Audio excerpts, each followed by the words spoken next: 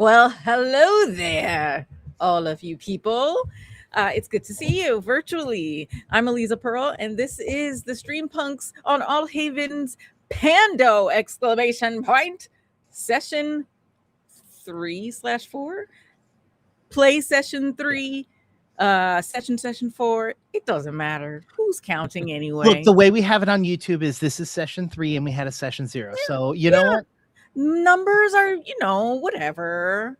Like Numbers are sometimes made I up. pay my credit card bill and I just change the numbers around because, like, who cares, right? So yeah, As long as the number's hi. below the number that they're asking for, that's fine. That if you pay more, Oh, they than, don't care. It's Sometimes I Streampunks just switch it LLC around does and it's not more. recommend. They don't care. I don't Aliza, think do you want to help me with my taxes? I feel like Yes. something really Yo, good here. what if I Streampunks LLC. was the anti-tax person? Like, I will fuck up your taxes for you, no problem. Yeah, It'll let's be do my it. pleasure. An anti-accountant. Yeah. Yes. Chaotic accountant. That actually would be very fun, and that maybe I should do like a little sketch about that. I love it. I hope you do. But yeah, here we are. Does anyone have any announcements to share? I have channel announcements, so I'll go last with those. Word, sure. Yeah. I have my always one, so I'll get it out of the way first. right. I live in Minneapolis, and it continues to be the way that it is. I literally stopped doing my daily updates thread because I was just saying the same shit every single day. But I'm going to repeat my same way to help from last week because it is actually right now, I think, one of the best ways to help, aside from continuing to talk about Minneapolis and not believing that things are over here, because they are not. They are just changing the shape. But there's an initiative called Keep MN Housed. We are currently facing a mass evictions right now in Minneapolis at the top of the month because our governor never agreed to putting in an eviction moratorium while people couldn't work or couldn't safely leave their houses or lost family members to ICE abductions who were primary breadwinners in the home. And so people literally cannot pay their rent right now. There is a donation match going on. So for up until that is met, whatever you donate will be doubled. You can donate any amount, but you can also adopt someone's rent or adopt a family's rent, which I think is a really cool initiative. So all of those things are on the website. There are other ways to help. The Keep MN Housed is part of Stand with Minnesota. So when you go to keepmnhoused.com, it'll take you to basically a page on Stand with Minnesota. But that website has a ton of other ways to help. But right now, that's kind of been the most pressing, is trying to keep people housed because it's still cold as shit here. And we don't want anybody not in their homes, because the one thing we do have is you can't turn the heat off during cold months here. Like you can't do that. So if we can keep people in their house, we can keep them warm. And we need a little bit of help with that. So if you're able, that is a really great cause. And it would mean a lot to me and the people in my city. Also, I showed everybody beforehand, the loon has become a symbol of the resistance here. So I have my little loon shirt today. I love you, Minnesota. Fuck ICE. Fuck ICE. Awesome. Is that on standwithminnesota.com? Yes, you can go keepmnhoused.com, and then I think you can also find it through standwithminnesota.com. And Caitlin's definitely going to send me a link so I can send It's the same link from last time. Oh, is it the same link? Okay. Mhm. Then I'll just go look at our conversation, which is pretty sure just links. Probably, and- yeah. Oh, there's a bunch of memes in there too. Oh, yes. Yes, that's right. You were sending me shit about Sort through the making fun of Greg, but midstream, and I was trying not to laugh. It's really good. This is the thing that is going to suck as a player and as becoming a GM on this channel, is I can't send you memes during the show to distract you like I normally do with Sam. You know, You just have to save up the memes in your head and send them after. Yeah. I have no idea what he's talking about. I'm sure. Any other announcements next? The one you sent is also good, Jake, but that I also actually appreciate that one being shared. The Immigrant Law Center of Minnesota is another way to help, and I also love them. So we want people to come home too, and they're gonna work on that. Boom and I have boom. one. As always, on Wednesdays, we're on Table Story. I'm in a campaign called the Department of Unsolved Mysteries, or DUM. Things are getting really very cool and very heated. We've been paired off with different other players, and my character and the player I'm playing with, our characters do not get along. So if you like a good essentially become a comedy between our characters. You should definitely check that out at 3 p.m. over on Table Story. That's TABLESTORY. Also, literally right before this, at 4 p.m. Eastern, also on Table Story, we premiered a D&D campaign called Legends of Oscara. It was very fun. If you want to see me playing a character who is not built to be an adventurer, but has been thrown into it and is really panicking, I think saw their first death before and they're freaking out. You can check that out over on Table Story as well at 4 p.m. Eastern. But yeah, I think that's pretty much it. Yeah. Drek, is that one that's 4 p.m. Is that live as well? Yes. Look, I do it and then I nap and then I come here. I'm fine. Nap King. I saw you post a premiere thing like as it was going, and I was like, surely that is live. That is 100% you are going from one to another. You know what, Drek? You know you're a grown adult. You do you, boo boo. I'm taking care of myself. I'm you napping and I look, have Tuesdays to myself to just sleep it in. You better, because if you don't, deserve it. Yeah, I'm gonna beat your ass. All right. Don't throw me a good time because that means you'll be here, and I'm not going to say no to that. Look, my wife's trying. All right, we're trying. Okay, Sam, did you have anything you'd like to share? Yes. Happy Purim. Thank you. Happy Purim. I Yes. guess that means it's channel time. Channel Okay. news. All right. So we'll start here on Mondays. Starting next week, maybe, possibly. We don't know. We'll find out how this episode ends. We have the first session of Bloomtide, which is our Wild Sea adventure game with this wonderful cast here. The fun thing that's going to be happening about that next session is it's actually going to be a pseudo session 0. So in the game, it's very crucial that you are going to need to build your ship together so that you all know exactly what you all want to do in this world. And so we're gonna build the ship on stream next week. So players can hint at things with their characters if they want, but we won't be doing character creation or any of that during the session. If players feel like they want to say, oh, well, my character's interested in this because of something that's going on with it, you might get that. So it would be very smart for you to join us for that session. Should I bring the drill bits for building the ship? Yes. Planks? Well, it depends on what style of ship you're going to be building. So drill bits might not be good for those. Some of them, you know, you don't want to use drill bits when the outside of the ship is flesh, you know? Oh, okay. Yeah. So I'll bring some spare planks, metal, and flesh in case we want to like rebuild the ship as it breaks down. Exactly. Yeah. But then if that we do that, is it the same ship if we replace it all? You know, I have a buddy. I could ask about that. He's changed name so will many come to me. times, you know. Yeah. Always stays the same somehow. Yeah, depending on who you ask, I guess. Yeah. And This so is the nerdiest group joke I've ever part of. Especially because none of us actually said what it was and we all knew what it was. It's like some college nerd shit. So yeah, we will be doing that next week and introducing the world. I'll also be going over a little bit of how the game works in that session. So if you have not heard of Wild Sea or want a little refresher about Wild Sea and how the system in the game works, and how I will be running it, because I won't necessarily be running it exactly as the book because I like flavor. So join us for that. Tomorrow is the 5th episode of Blackness and Dragons, where there is an extensive conversation about how the N-word with a hard R is my people's word, and not their word. It's a whole thing. I just stayed silent the whole time.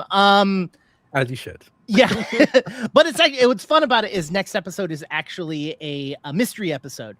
So they have to figure out who possibly killed an important person. So stick around for that.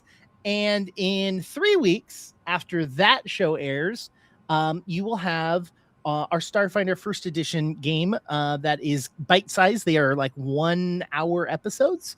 So you'll be able to watch those, devour them, and enjoy the GMing of I'm sorry.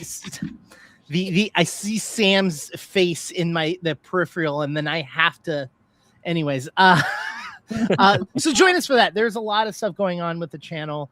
I'm very excited to for the Starfinder episode to come, because that means my editing is completely done, which means I can go back to making things outside of editing TTRPGs, which is a slog. I don't know if anyone has edited 3-hour content. Yeah. Yes. Anyways, that's the channel announcements. Thank you all for listening to me for an hour. Thank you. Thank you, and good luck with that edit. And that's everyone. I don't think I have any. I don't have anything to announce, except that it's been a pleasure to get to run this very highly experimental, thing with you all, with people who I really enjoy being at a table with. So thank you for that. Now let me try to kill you. Oh no. Okay. Wait, I take it back. Sorry, I had to even out the nice GM-ness. No, I'm down. I'm ready. Let's go. Mission Let's party. accomplished. Good. Okay. Okay. So last we left off, you all had done a lot of science in the forest called Pando, One Tree Forest, One Tree Hill, One Tree Forest. I wrote a little recap, but it was a lot of science. So I will try to distill the science that you found. It was really good science. Yes, so you did some tests on the octagonal pink leaf that was appearing all over the different aspen clones around you. You also did some tests on the soil sample and on Pando samples, just straight up Pando samples. What you found from the leaf was that it's octagons all the way down in this kind of fractal, seemingly infinite design of octagons. And then from a spectrophotometry reading, I didn't finish writing that sentence, but I don't know what I was going to say.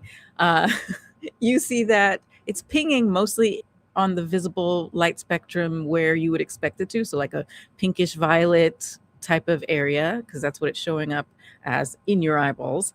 But it's also kind of pinging in some other areas. So that was a bit of a confusing reading, but you did get some science on it. You will also find that there are these glowing seeds, microscopic glowing seeds in the soil sample. They're a bit too heavy to naturally just be to be airborne. They're not going to be like suspended in air.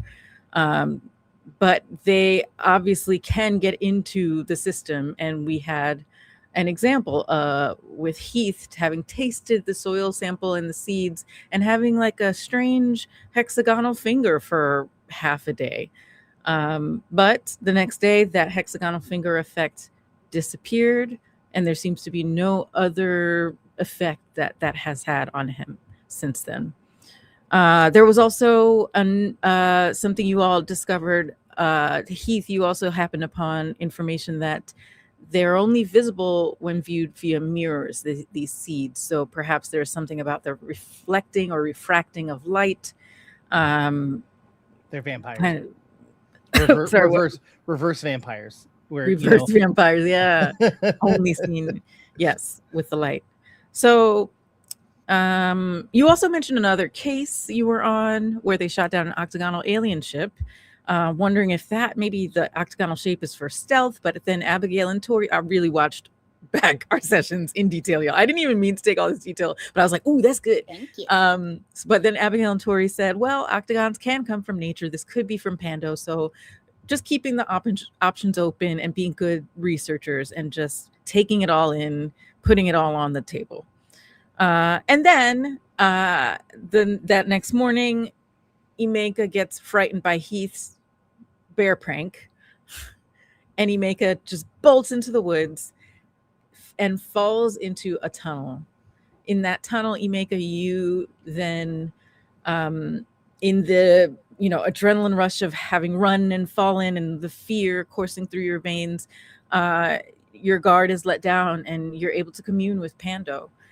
You sense some things about Pando that are concerning. Pando seems unwell, and it seems like there's something here that is not a part of Pando and is making Pando sick. So Pando is also doesn't want you to leave. You turn to try to leave the tunnel to help your friends find you in the tunnel because you hear them outside. And Pando just kind of reaches out to you energetically, and you get the sense that Pando doesn't want you to leave. That's where we left off. And to give another detail, bridging us from a recap into the actual scene, Emeka, Agent Emeka, here you stand in the tunnel. You have turned and tried to leave. You feel the roots of Pando energetically, this wobble again in the matrix of reality, this wobble as the roots almost lean in towards you from the dirt of this tunnel, and then relax back into the walls. And you can also see that hexagonal pattern that's emerging on their surface is kind of pulsing. It becomes more thick and prominent, and then it fades back into the root. And it just feels like the lifeblood of Pando is infected with this thing and doesn't want you to leave it alone now that you're here. I think as I turn to start moving, I very suddenly stop as I feel this first almost like this intangible force, intangible energy wash over me, and then see the very physical reaction of the roots. I don't know if I can help on my own, but I can stay here and keep you company. Yeah. Using your occult studies, don't need to spend just as your baseline ability here. You send that energy through words and through feelings back to Pando. And Pando, you feel Pando relax a little, but still tense, still kind of almost waiting. I might need your help to get the others here if you don't want me to leave then. From what I'm understanding, you are all of this. Do you think you can find my friends, lead them down here? At the same time, outside the tunnel, in the nighttime, I believe, Heath, you did have a flashlight from last night. Oh, wait, it's morning. Sorry, it's not nighttime. It's daytime. Even better, actually, because you're going to be able to see what is about to happen with Pando immediately. You all, I believe you paused because did you hear? No, he heard you. Oh, you all were calling out Emeka's name, trying to find him, and you haven't seen the hole yet. But you don't know this, but in the moment that Emeka has that plea to Pando, the roots underneath your feet gently push through the soil. Pando is coming to say hi. And you also feel that pulsing, a little bit of a wibbly wobbliness of the fabric of reality with these roots and their pulsing. And it starts underneath the three of you's feet. I'm from New Jersey. Okay. Sometimes it comes out. It starts there. And then the roots start to lift from below the ground into a path towards the hole. And now you see it. Slightly covered by some trees and brush. But there it is. There is the entrance to the tunnel. About 30 feet from you. We all saw, we saw the roots You felt come up and and move. saw. Or we Okay. Yeah, you all felt and saw that. Whoa. Before anyone Um, asks, that's not normal. As far as it's not common, I guess. Got it. I'm just glad I No. wasn't the only one that was seeing this. Okay, but That was that happened often? normal? What, me seeing stuff that others don't? Oh, no, I know you do that all the time. I know I read your paper. Maybe if you had substantiated with evidence, but Maybe if you opened your mind. Anyways, we have more pressing things. We have an agent that does not do well in the forest by themselves.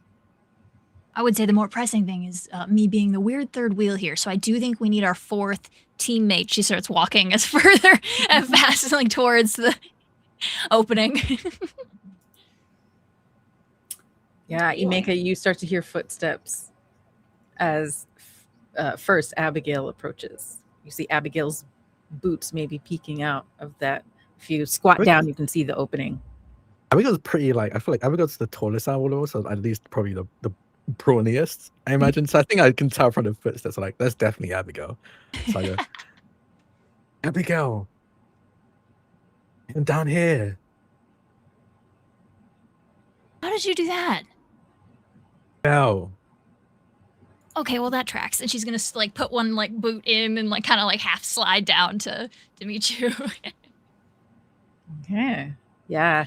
Thunk down with you.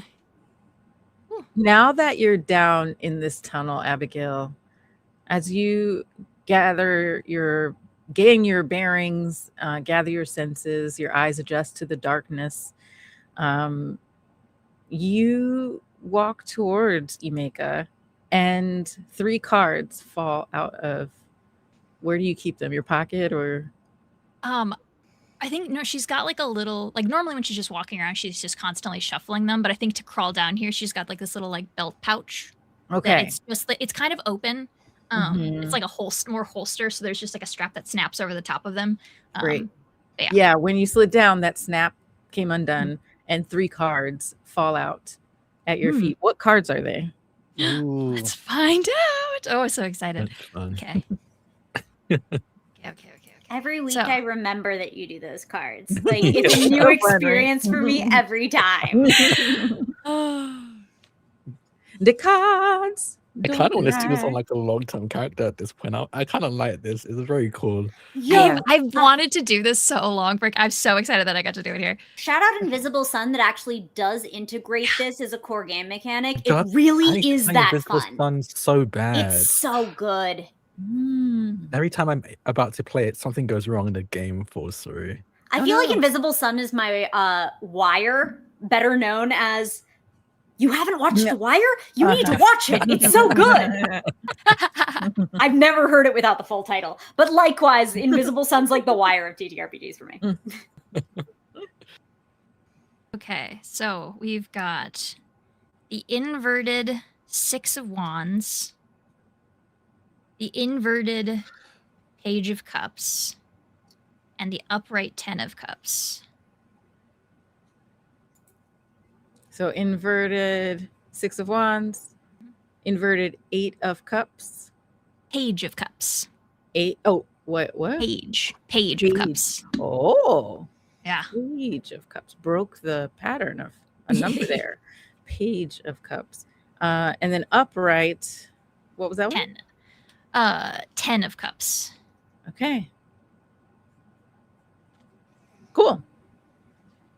Do those stand out to Abigail? Is there anything? Maybe they might not yet, but just wondering. As Abigail and you make a stand there looking at the cards outside, what are you two up to? Do you follow? Yeah, I was planning on following. Yeah. Although I think maybe I feel like if everyone goes down the hole and there isn't an easy exit from the hole. Oh, I guess that's a great question. Is it easily traversable in and out? Because I was just kind of assuming We wouldn't it was. know unless we're in there or we talk to one of them. So I'm kind of posted up there near the entrance to wherever that was. My colleague just jumped down. Would you have stopped Heath before jumping down? Because if not, No. he's just gonna. Okay, he's jumped down. He's down in the hole. I would love while you guys are having that conversation, I think I'm looking at your skill sets, your investigative abilities, and I think Tori. Oh wait, do you both have? Where was it? Oh yeah, outdoor survival as an investigative ability. Yes, I do. Tori, I think Heath jumps in the hole, and you're like, I'm gonna hang out here for a second, or for however long. You pull out a map, and you would have been equipped with different types of maps. Yes. In this sense, I mean, in this case, I think a topography map would be really something you would look for. Yes. You look at this topography map, and the area of Pando you are in, you recognize, there's the hill line where the elevation. Yeah, it is kind of sloping over there where the camp was, blah, blah, blah. And there's no, this hole, the entrance to it is almost like it was burrowed down into. And so the dirt that was pushed to do that to the outside creates this kind of like, how like sandworms do. I guess gophers would from be my better. extensive experience with this, Yeah.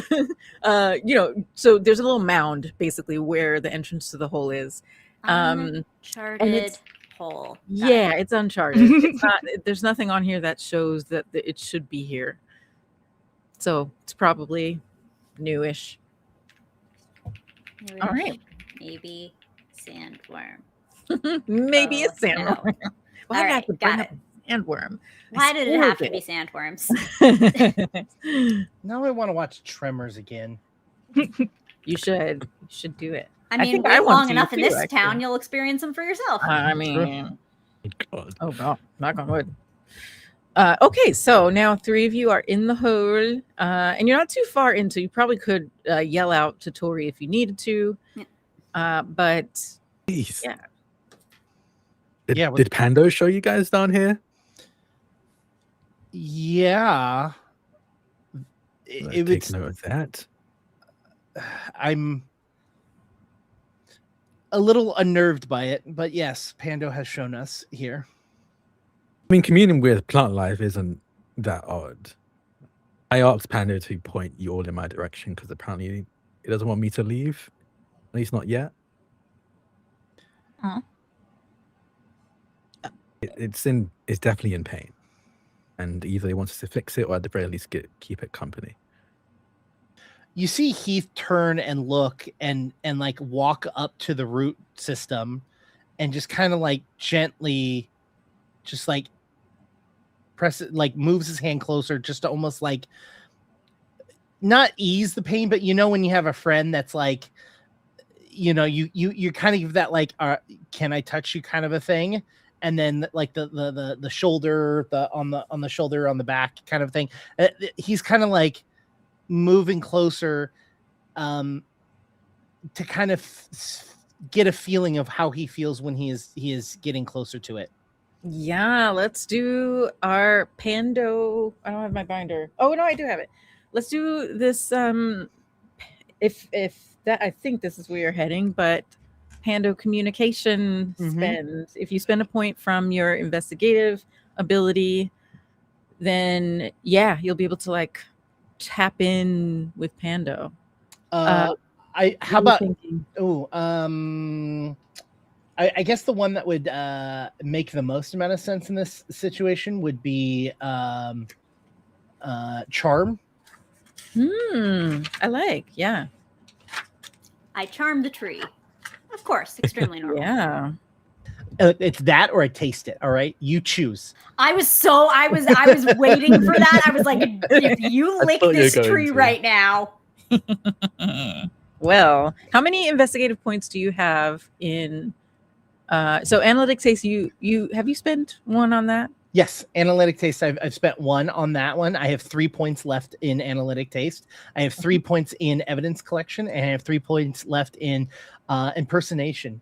So I have I have a spreadsheet, and I have the total number and how much is left. Great. Okay. And you have 3 in charm, right? I have 3 in charm. I have not spent any. I only have 3. So okay. So, yeah, you come over and kind of, as you described, like comforting a friend on their shoulder, you put your hand to the roots on this tunnel wall, and you immediately also get a sense of this fatigue that is not your own. As I described to Drac, it's like you have a friend who's exhausted and you kind of almost feel their exhaustion because you know them so well, and you have empathy for them. So you feel that from Pando. You feel that fatigue yourself. You also, and I'm going to actually take a point, Okay. make you spend an occult studies point. Okay. Or wait, I have occult studies. Yes, but this is actually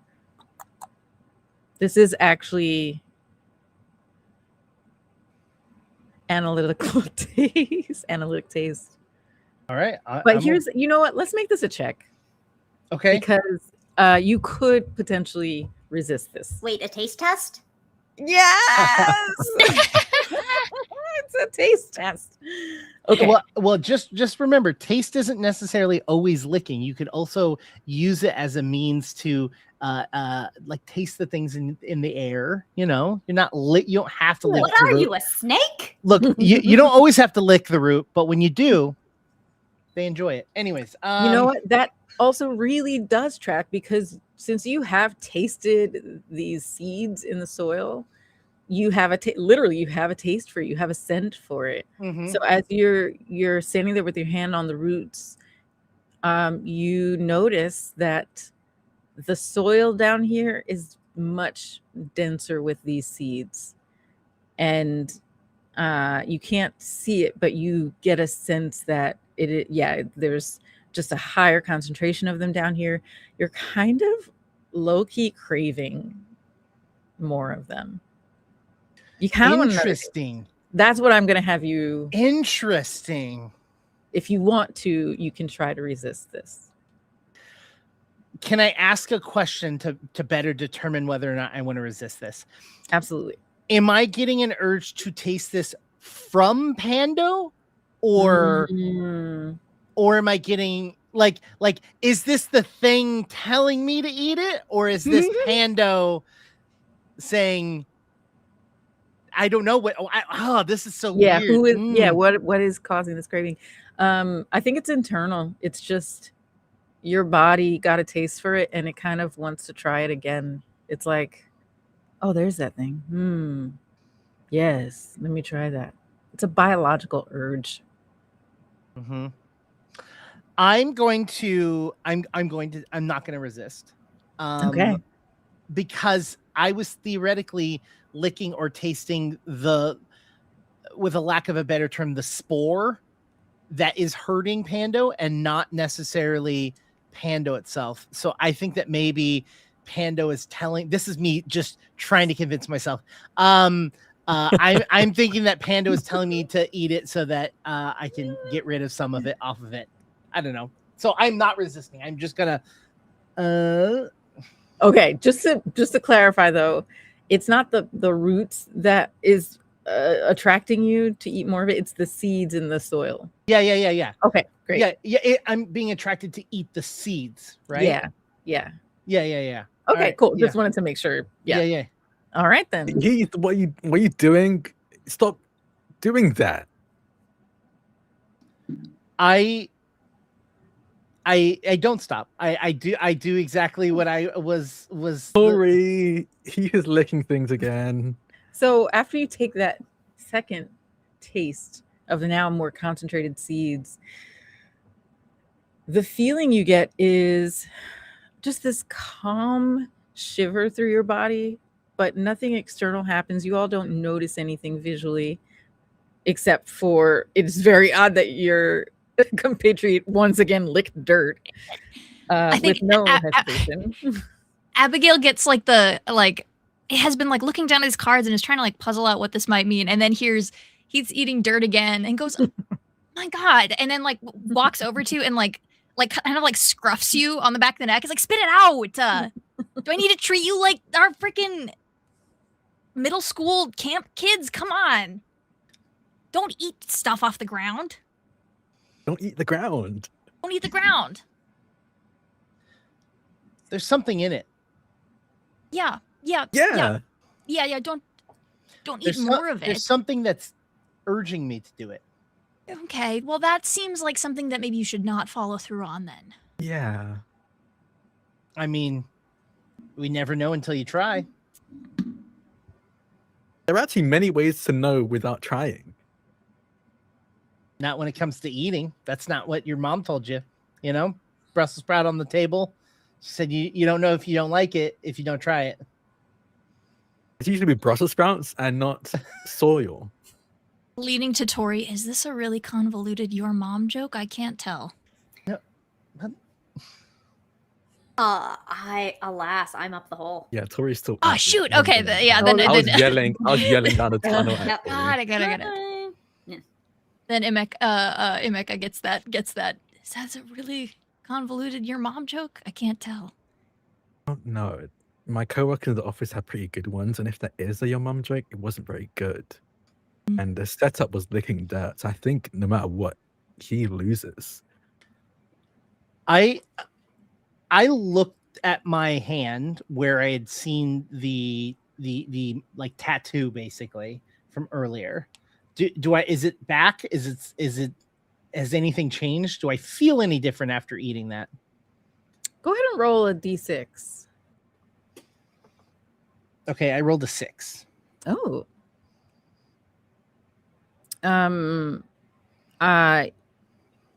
You feel like, yeah, you see that finger with the pattern again.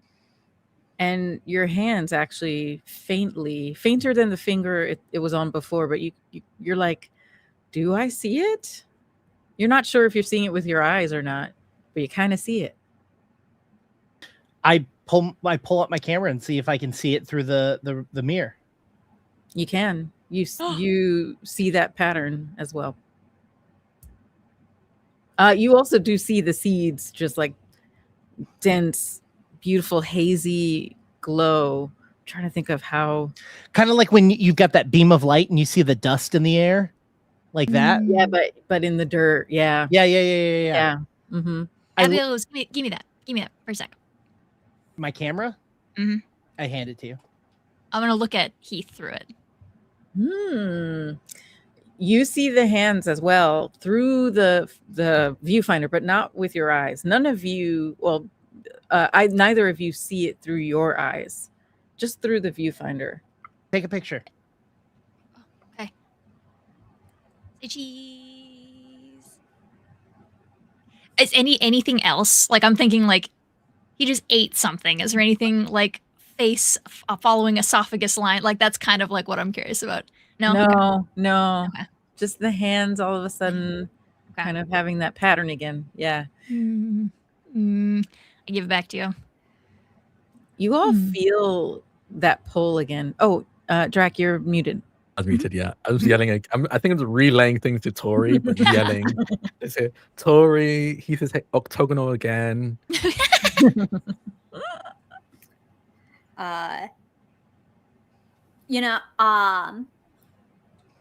I'd love to be affixing some rope to solve the problem that I have identified in the time that this has occurred.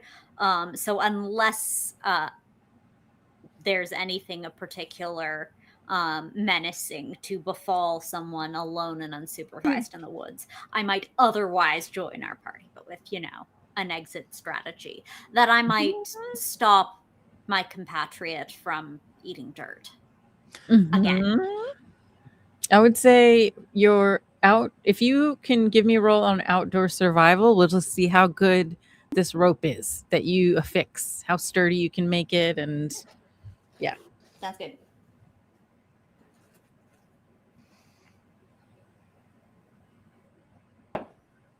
Oof. No. Nothing? No successes? No. That's never mind. It's a Success is what?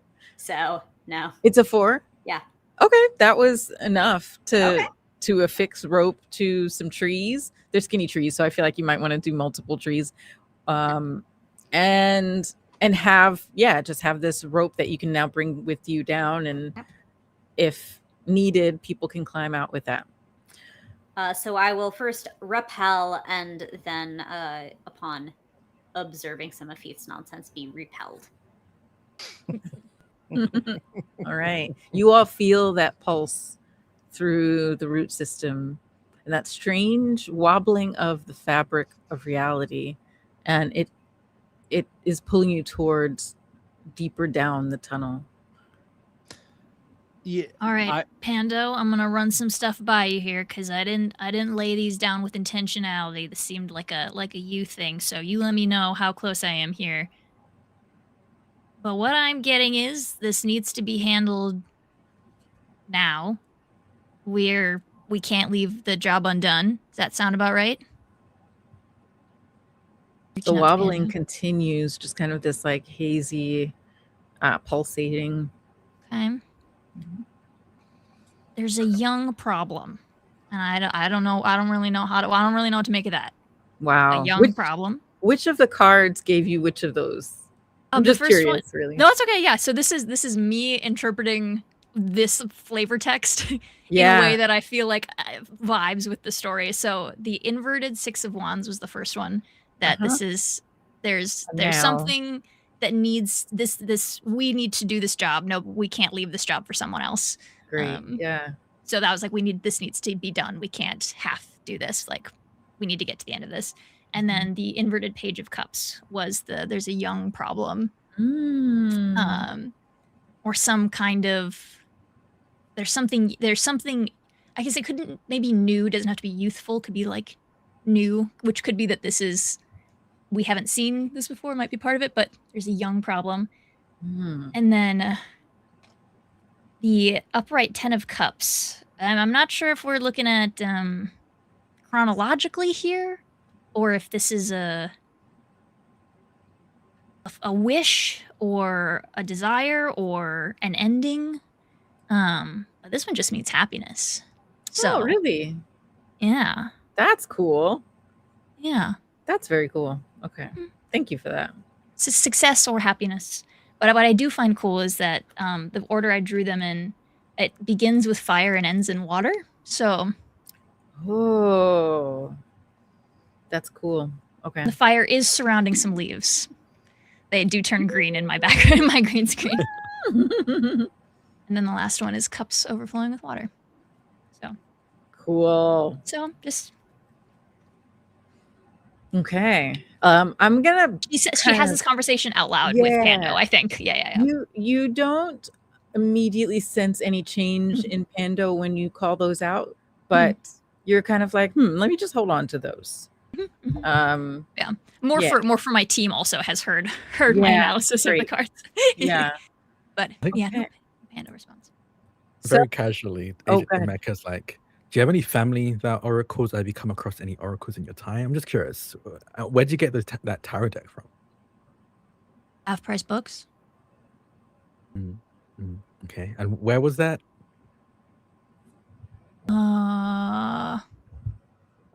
Like a suburb of what? It's like I got it for like $4. It was somebody's like secondhand deck. Do you want to smell it or something? Do you have smell it? No. He was eating dirt. And I've been very against it. I'm not a dirt eater or a tarot deck smeller. I was just curious because really smell like anything. It's pretty normal for anomalous objects to be sold without people realizing it's anomalous. Just curious if you were the anomalous one or if it was a tarot deck. Oh, I get this this is Pando. Oh, you're the anomalous one. Okay. You can't just call people anomalous like that, Asian. I've been called worse. It's fine. Not an insult. It's just an adjective. It's not always intent, Asian. Sometimes it's impact. I'm sorry if I upset you. We should probably head down there. Can we say, actually, I was going to say, can we say, I think someone said you started walking down. I think moving. Yeah, I feel like the conversation this was a walk and talk of a little bit. And now, investigative abilities. Okay, I'll give you above table. I'll give you a heads up that as you go deeper into this tunnel, there will be different sections, and as you cross into them, I will give you a heads up. This is a good time to look around. I know you will always be looking around, but specifically, I want you to like tell me what investigative ability you're going to use because this is like clue time, basically. Cool. Yeah. So you are now entering a new section. In game, just so that it's not like a mechanical thing. It's a new section. It does feel different. You're starting to notice a little bit of a pink glow from Pando. The roots weren't glowing before, but now that you're in the darkness, you start to notice this light pink glow. As you get deeper down, it's getting stronger, a little bit brighter, but you're still in a faint area. You can see down that it gets stronger. And yeah, you still feel that pulse, that kind of like urgent, like waiting pulse from Pando.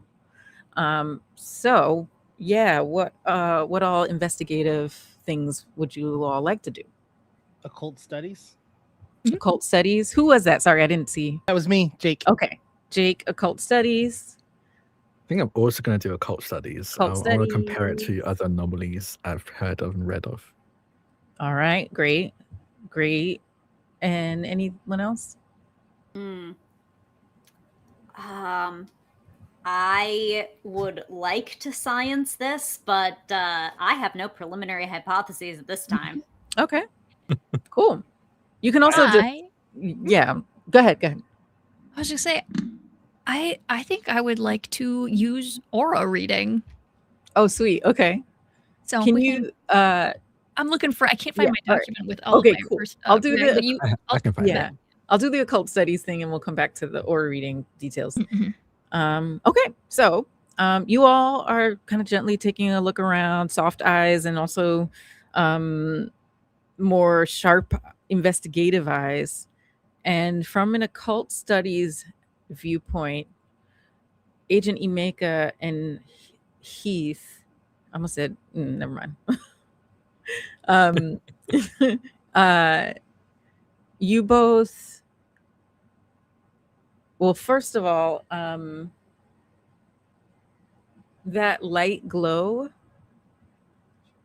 Heath, you notice somewhere nearby, like the roots they've almost slightly grown over something a little like 10 feet away from you. It's dark. There's this dim light from the roots.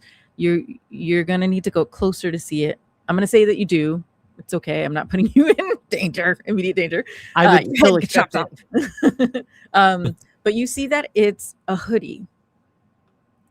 There's a hoodie. It looks like maybe like a women's medium zip-up hoodie.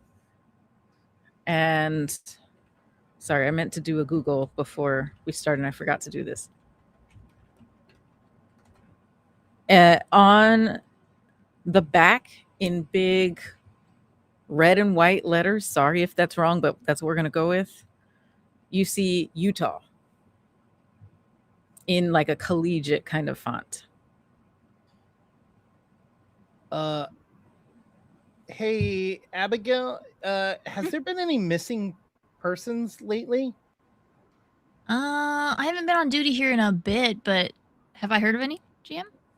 Yeah, there have been. You may not have known the specifics, but you've heard that, yeah, there have been some people who just kind of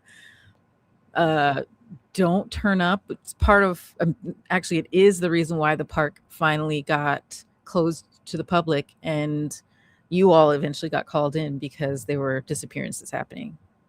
So you might not have heard the specifics of who. Yeah. and stuff. I think it was a part of the reason we got called out here. But I don't know any numbers or anything. I hold up the sweater. Right, I can pull it up, right? Or is it stuck? Mm-hmm. It was a little under the. Yeah. It got grown over a little bit, but you can yank it out. Yeah. I hold it up and I show the rest of the group. Anyone from Utah State? No. Not personally. And I would like to the parts that were under the dirt, I would like to feel them. Okay, this is a legitimate thing. I would like to feel them and feel how, maybe because you said it was a little bit buried. Yeah. I want to kind of feel to see how long it's been there, right? If the soil around it is moist, then theoretically that should be moist. But if it got compacted a little bit, it could be dry. So there's like a lot of aspect to that. So I kind of want to like grab the part that was under and feel how old the soil feels, like how long has it been settled You there. tell me how this would feel.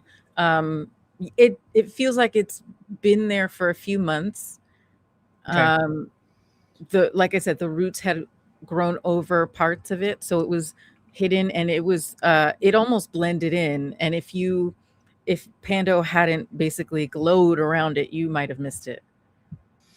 I kind of look at the group and I repeat it. I'm like, just based off of, I mean, we're in bioluminescence, so forgive me if I get this incorrect, but based off of the color, the level of that the soil has been embedded into this sweater, it feels like it's probably been here for a couple of months. We might be coming across something a little bit worse than what we have been dealing with. If there's a missing person down here, unless Pando's somehow keeping them alive, we might come across. Yeah. I mean, we're in Utah. Like the nearest university is, we're in kind of like a dead zone here. The nearest university is a ways out in the state. There's not much around here, but like there's still a chance it fell off of somebody's waist who was around here and an animal dragged it down here. I'm not saying that you're wrong. I just want us to be prepared if that we might be seeing something that we might not be ready for. So it wasn't necessarily trying to bring bleakness to this conversation, just more of I would like us all to be prepared for it. Yeah. You Hope know for what? the best, prepare for the worst. Is that a motto within your agency? No, my mom used to tell me that. Also, it was not a mom joke. Anyway. Okay, because Yeah, it wasn't a really good one. I was trying to puzzle it out. I really couldn't figure out what the punchline is, so I kind of was giving you No, by the end. I just figured it wasn't, but yeah, good to have the confirmation. Yeah. I'm putting that sweatshirt in a sample bag is what I'm doing. Fair Not enough. engaging with any moms of any kind. I hand it to Tori, and as I'm handing it to you, I go, "What's your sights on this?"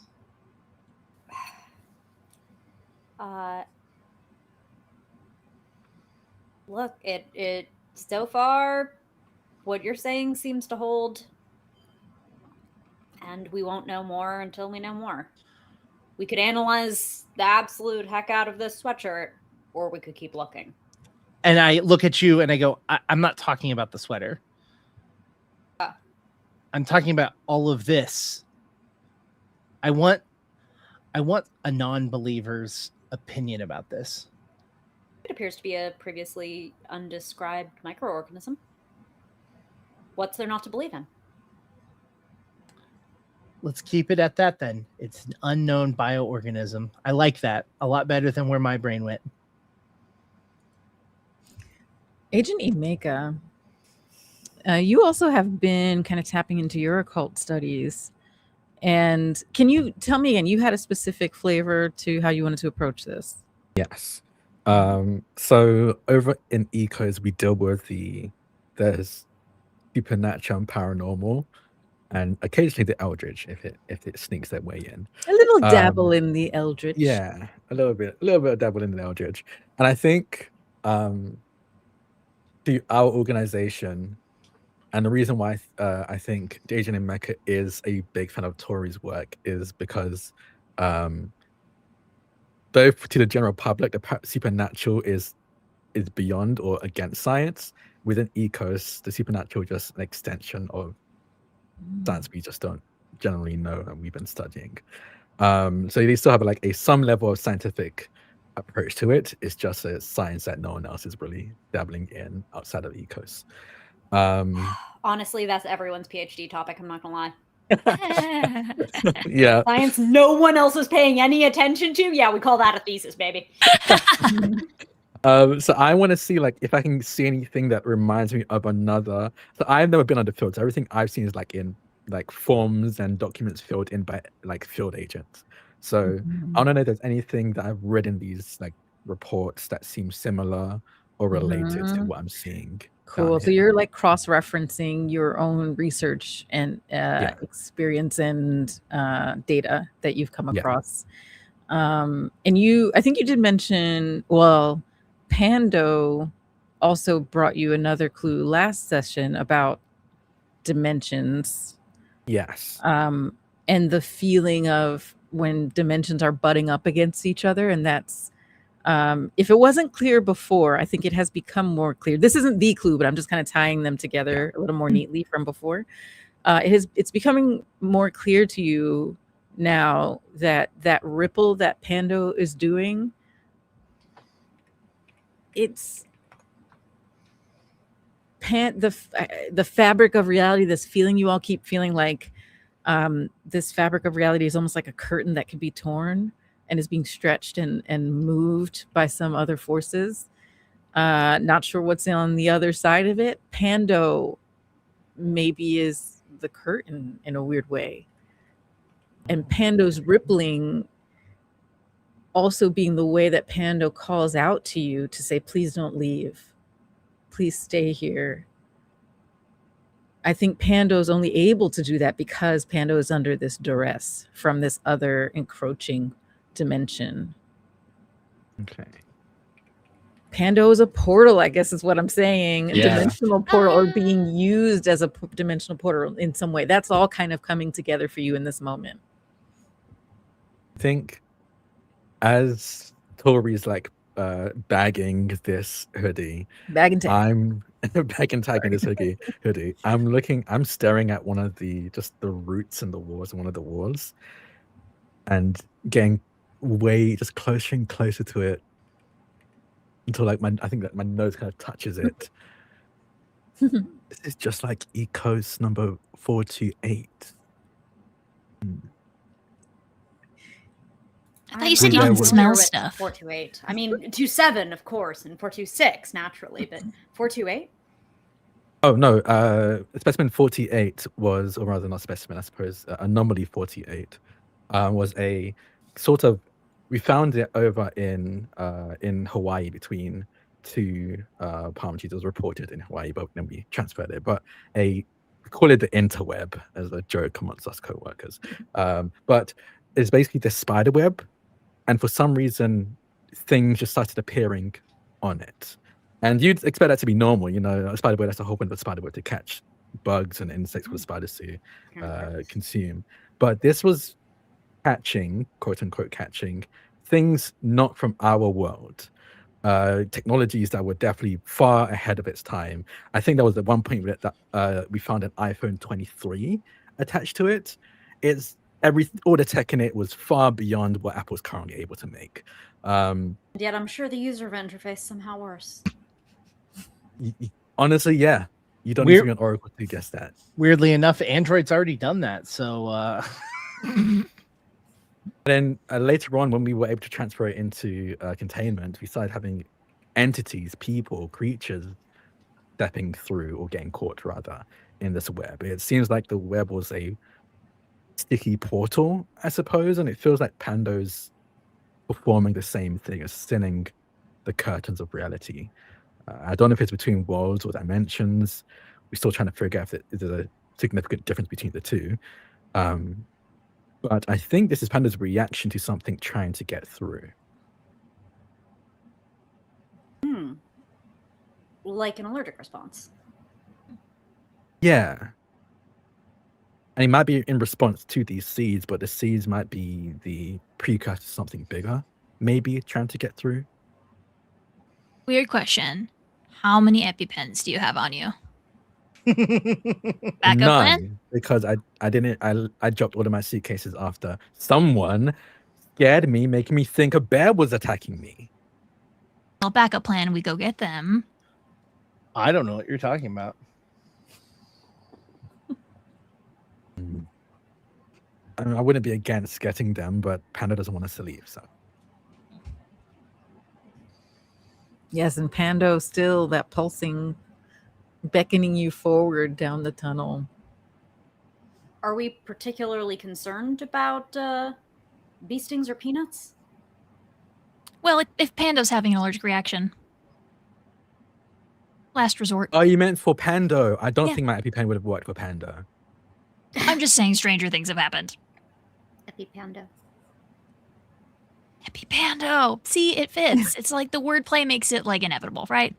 Is that how I'm that sure works? that's how it works, but we should keep going. I think there might be, if there is someone down here, we should definitely hurry up.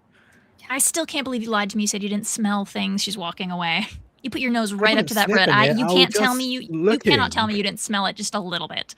I was Keep on getting walking. close to it to get a better look. I'm like, and I With your specifically said I'm not a nose? tarot deck sniffer, actually. So you assumed. I already said it doesn't smell like anything. I don't think. I don't care. I don't want to sniff a tarot deck. I just said I wasn't a tarot deck. You know, I take it back. You might actually be able to get something with it. She's gone walking away. You're a tarot deck sniffer. As we were going, I would actually like to use one of my general ability points. I would like to use Sense Trouble, because after finding the sweater, Heath is on edge. Okay. Yeah. Go on spending that point. Yeah, you know what? Let's have you roll. Let's make it a roll. Okay. And you can still spend that point or however many you want to. I'm setting a difficulty in my mind. Okay. If I get to spend multiple points, I'm going to spend 2 points on this. Okay. Because I put 8 in it. So, and I rolled a 5. Great. So that's 5 plus 1, plus the point you spent. I put 2 points in. Oh, plus the 2. 7.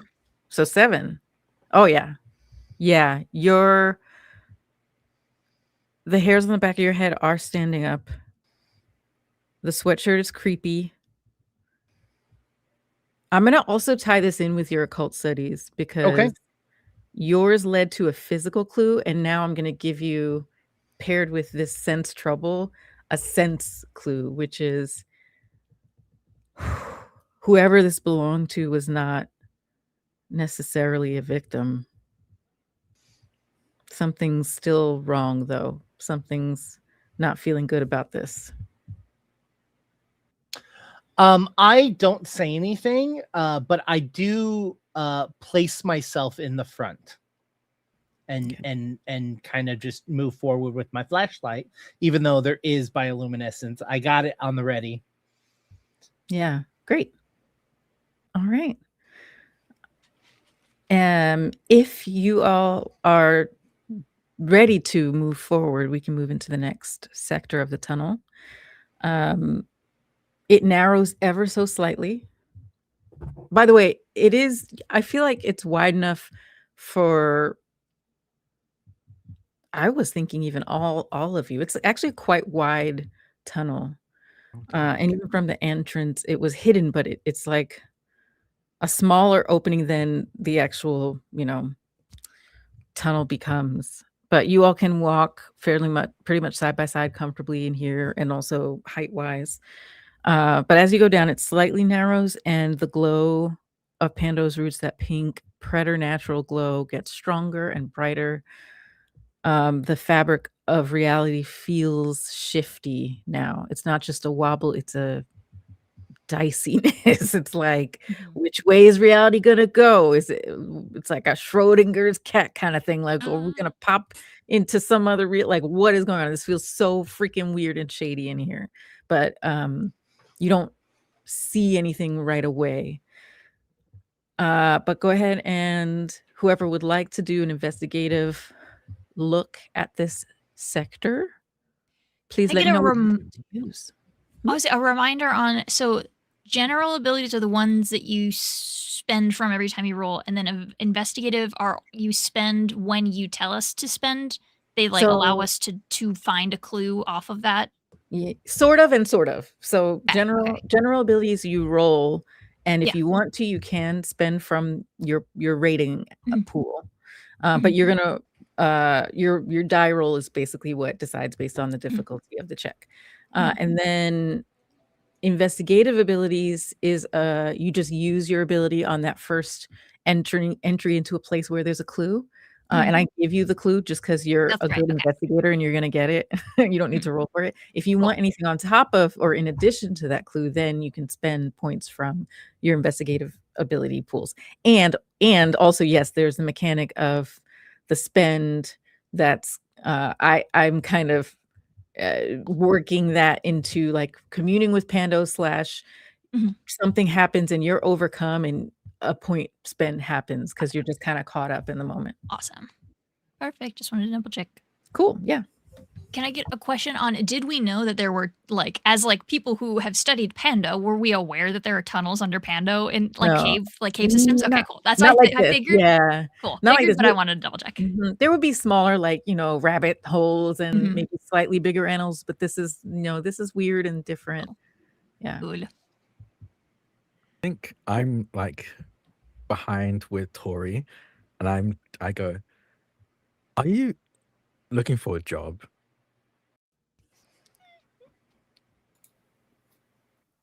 Why? No, I just, like I said, I don't want to make you feel, but I am a big fan.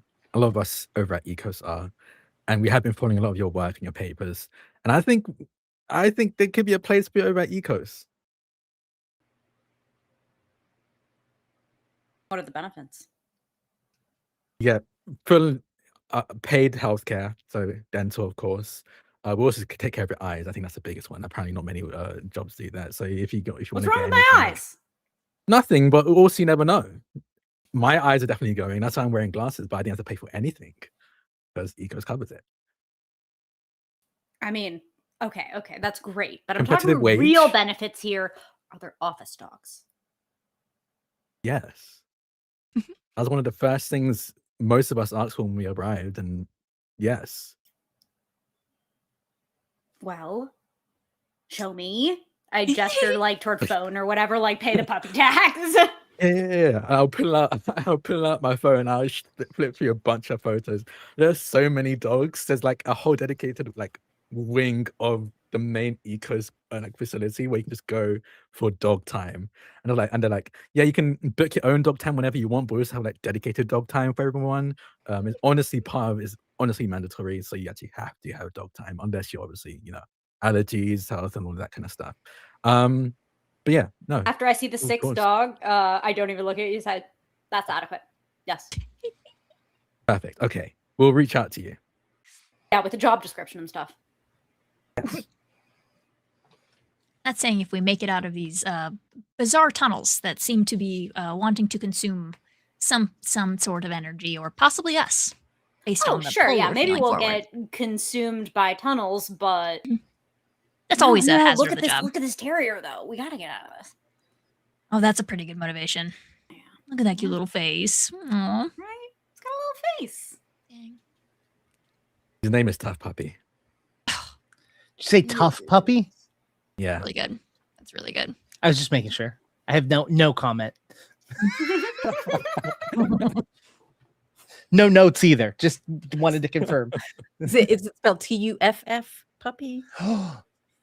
Yeah, Important. it's That was how I spelled it in my head. Yeah. Yeah. You're 100% right. It is Tough Puppy. Yeah. And his Tough pup. twin brother, Rough Puppy. Oh God, how cute! Oh my God. Congratulations, we've now created narrative stakes. we must reach out to Tough and Rough. Sure, is there interdimensional? Yes. Mhm. Also. I think while everyone's looking around, I think Heath literally is just focused on deeper in the tunnel and is just constantly rubbing his finger right where the markings are not visible, but he knows are there, and is just like kind of just making sure nothing is coming towards us or anything is, we know where we were, but we don't know where we're going. So he is not focused on where we are now. Okay. All right. And did Yes, I would. I forgot that I asked for it earlier, so I'm going to do it here. I would like to read the aura of the right. space. Oh, yeah, you did it. Yeah. And we'll do it here. Instead. I forgot. Great. Okay.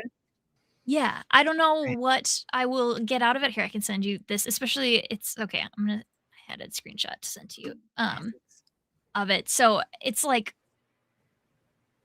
for those with the sight to see, every living organism is organism is surrounded by a nimbus of energy. By studying the color and the movement of this energy, you gain insight into people and animals. So I don't know if we can stretch here, Mm-hmm.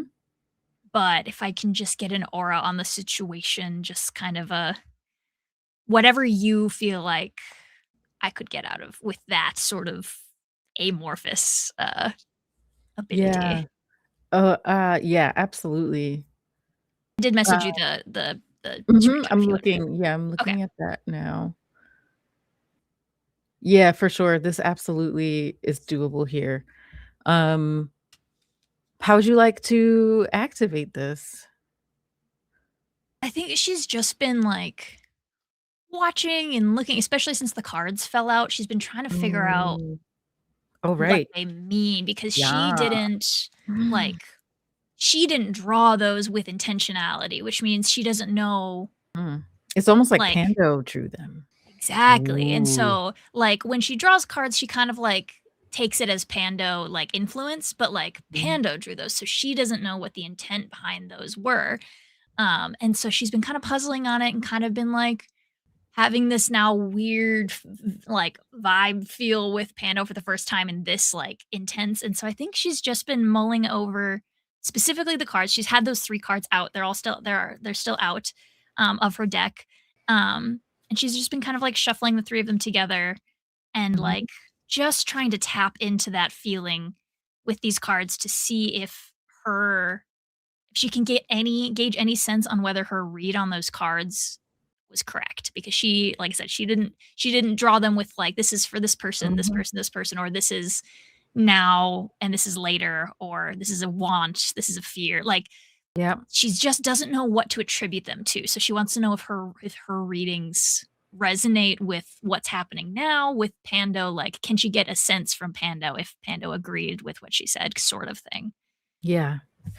So as you're shuffling the 3 cards kind of mindlessly back and forth in your hand and looking around, trying to sense things, something tells you to look at the card that's face up on top of the pile in your hand. You look at it, and it is the inverted page of cups.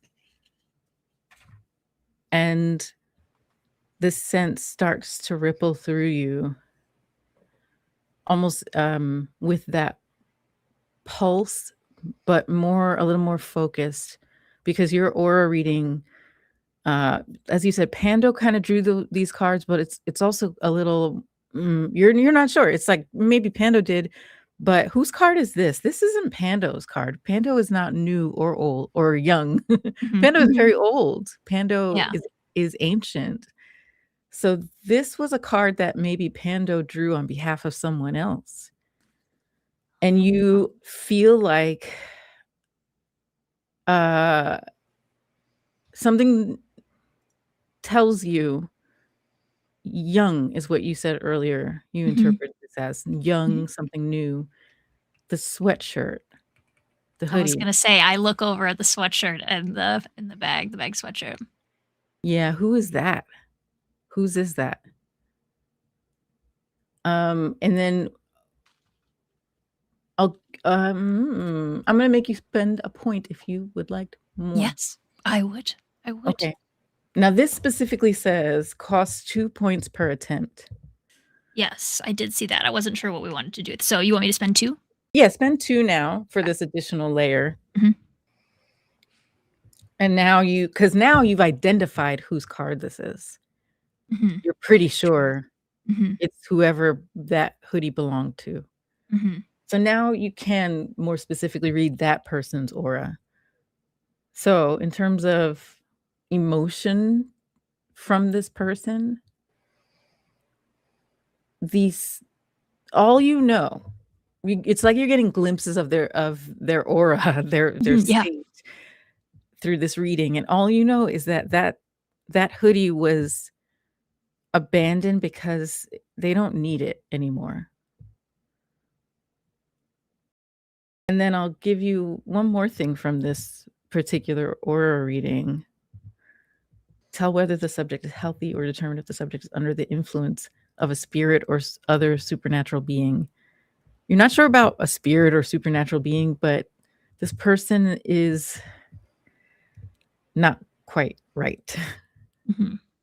They, just like Pando, just like the fabric of this space, are being punctured with something. They're being infused with something.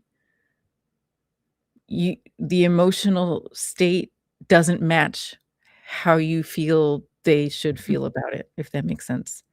So this person may not be aware of the way that Pando feels sick and fatigued from it. This person might not feel that way. Mhm. And this is more, you can tell me that I would need to spend more for this, and if I do, then we'll leave it because I'll save my points for later. But just out of my own curiosity, the description in my little booklet here says the word sensitive about this person, a youngster who is sensitive, and I'm just curious if that feels resonant. It does. Okay. And it does. I'll tell you this too. I won't give you the full. That's what, you don't have to, I just was more curious about how much the description lined up. Yeah, it does, and it's in a sense. It's in more than one sense. I'll say that. Okay. Cool. All right. Any other investigations here, or are y'all? I'll do another one. Okay. Same or different? Okay. I'll pick something different. I will. Again, I'm gonna keep going to my time at my profession as an agent over at Ecos. A lot of the anomalies, whether they're creatures or items or locations, have either, a lot of them are linked to religious practices, either by just confusion or seeing something from another world and believing it is a god or related to one, or literally being one. So I like to see, again, I think looking through this, and it's going to be in my head. I have no lived experiences. All of my experiences through pen and paper that I've read. If it compares to any anomalies I've come across in papers related to a religious or thought to be religious item, entity, place. I'm literally trying to think of one in the real world. I can't think of any. Okay. This is very different, even in terms of like iconography. You know, here's what I'll give you, because I was raised Catholic, and I know Same. Yes. I'm formerly Catholic though. Also same. Also same. Nice. High five. The lore is so good though. It's like really good lore. The culture of it is crappy. But great story. Yeah, great. Oh my god, the storytelling, amazing, epic. The art is metal as fuck too. I'm just throwing that out there. Great art, great architecture, but a lot of bad other stuff. So I will say this, because this is something that I can pull from personally, just my knowledge of Catholicism and Catholic lore. There is transmutation, which is, for those who don't know, is the practice of, I'm sure you all know, like Catholics in Mass will have this like ceremonial thing where you go up to the front and one by one you are fed a wafer. Actually, it's not just Catholics who do this, it's other denominations of Christianity, but Catholicism, all Catholics do it pretty much. And then they have a little thing of grape juice or actual wine, which was my church. They did actual wine. And these are not just symbols of the body of Christ, the blood of Christ. During the Mass, before that happens, the priest does this like series of invocations and says these things over the bread and wine and blesses them. And transmutation means these are not just symbolic. We are to believe as Catholics that this is the actual body of Christ we are eating and the blood of Christ we are drinking. Yes, it is that metal. Yes. Like, so that's what the word transmutation means. It's like these wafers, this bread and this wine or grape juice turn into the body and blood of Christ, so that we are cleansed through taking in his body and blood. So transubstantiation is a subspecies. Thank you. Sorry. That's the word I should have been saying. Transubstantiation. Sorry. No worries. Happy to help with any sort of Catholic terminology. Yeah. trans We all know Sam, our Sam, Catholic, right? Sam, famously Catholic. Happy Purim. transubstantiation. So transmutation, because let's see. Oh, well, yeah, it's the conversion of one chemical element or Right. isotope into So another. transubstantiation can be a So it's just like species the of science. transmutation. So Other types of alchemy. Or whatever. yes, so yes to all of the above. I was using the wrong word, but the idea is kind of Yes. the same no, the here, right word. similar to the same things. Yeah, but the actual Catholic word has this, this very specific like bread, body, wine, blood, but anyway, that's why Agent Emeka, in this moment, that's what comes to mind. You're like, huh, transubstantiation, transmutation, and some of these pieces of like even Heath. I think this is actually the core clue here that brings you to the Catholicism, or maybe vice versa. The Catholicism brings you to thinking about Heath tasting and ingesting these seeds and parts of him changing, even temporarily, but there is a change that happens when he does that. And so there's something here with like transmutation, transubstantiation. And even though that is a very like grounded religious comparative religion lore based clue, that's kind of where it leads you. I am eating the body of Pando. That's what I heard. I mean, you could just like rip off a root and that's a more direct way to do it. You're eating the body of whatever is infecting Pando. This is starting to remind me of Eco Subject 333. And that is not good. Oh, half of a much more concerning one. Actually, Eco's number 666 is actually a very pleasant creature. They actually help around over in the Eco's office. They're essentially our therapist. It's kind of like how drawing the death card isn't actually a bad deal. So then what are we dealing with here? If it's anything like Subject 333, it definitely seems like some kind of transmutation process. But very specifically, it seems like it's transforming or breaking down or transmuting Pando and anyone who eats the seeds, and I look over at Heath, potentially into it. Whatever it is on the other side is changing it, Pando, into something closer to it. Ooh. I think there's a third element here that I haven't quite been able to figure out yet. And she holds up the card, says, our page. And then she points at the bagged sweatshirt. I can't figure out what they have to do with it. Because I think they're involved. I point back at Heath. You're nervous about it. I don't think we're gonna find corpses like you may have been worried about. I think that they're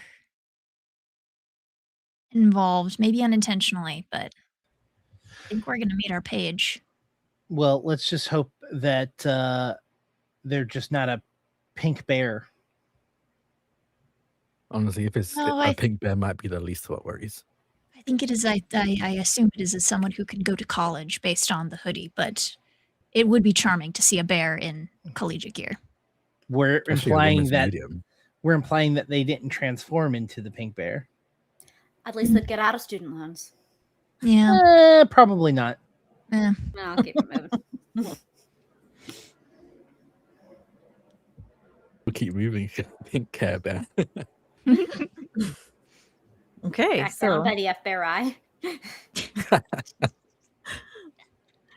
okay, so moving through this section, as soon as you all enter the next section, it now has become narrow, almost like it's not like a hole that was burrowed kind of neatly. It's much more jagged, and there's roots sticking out, and the dirt is uneven around this place where the tunnel is starting to narrow into. On the other side, you hear some movement, some shuffling around. I would even say, again, y'all are all really great investigators of your own right. The scuffling, it's like multiple levels of scuffling. You feel like you hear some gentle purring inside from some animals, like maybe a few smallish animals, but you also hear something that is scuffling around, like trying to crouch and maybe make itself smaller. Like maybe it's more like your size, human sized. There is also the glow coming from this room, but peering in, you don't see anything directly just yet. The jagged entryway is kind of obscuring your view. So that's what you get just off jump. What would you like to do? I want to go toward the The light. Just kidding. yes. Sorry, I had to say that. I mean, it's fairly well around us bioluminescent as it is. Streampunks bingo. And then I will. I'm heading over toward the apprehensive scuffling. Okay. Would you like to enter through this kind of doorway into this new room? Yes. Okay. So I'm following right against Tori. Okay. Oh my. I'm hiding behind the moment I saw movement. I'm hiding behind Abigail. I'm using Abigail's larger stature to hide myself. Abigail's kind of just chilling. Like genuine. I feel like through all of this, she has been like unreasonably like, yeah, okay, about like even the things that she didn't have any knowledge about before. She was like, cool. And so you go like hide, and she's just like shuffling her cards and like. You're like, so where's this page? Yeah, I'm looking for my page. Okay, great. So Tori, you're the first one to broach this new area. You do see a person crouching to the side. But I'm going to tell you what all else you notice in this room. You see a couple of backpacks, not right next to each other, but they've been opened up and packed with natural materials and also strips of fabrics and things. You see a few of these different nests around the room. You see some small animals that they do not look like they should. They look transformed. They look strange. Some of them have that octagonal pattern. Some of them have like a sheen on their, like a iridescence on their fur. One of them looks like it's resting. The other two, I'm gonna let y'all decide what animals, because I can't decide. I don't know, it could be any animals. Oh, we have the Fish Lake National Park mammal list, huh? Yeah, let's pull from that list.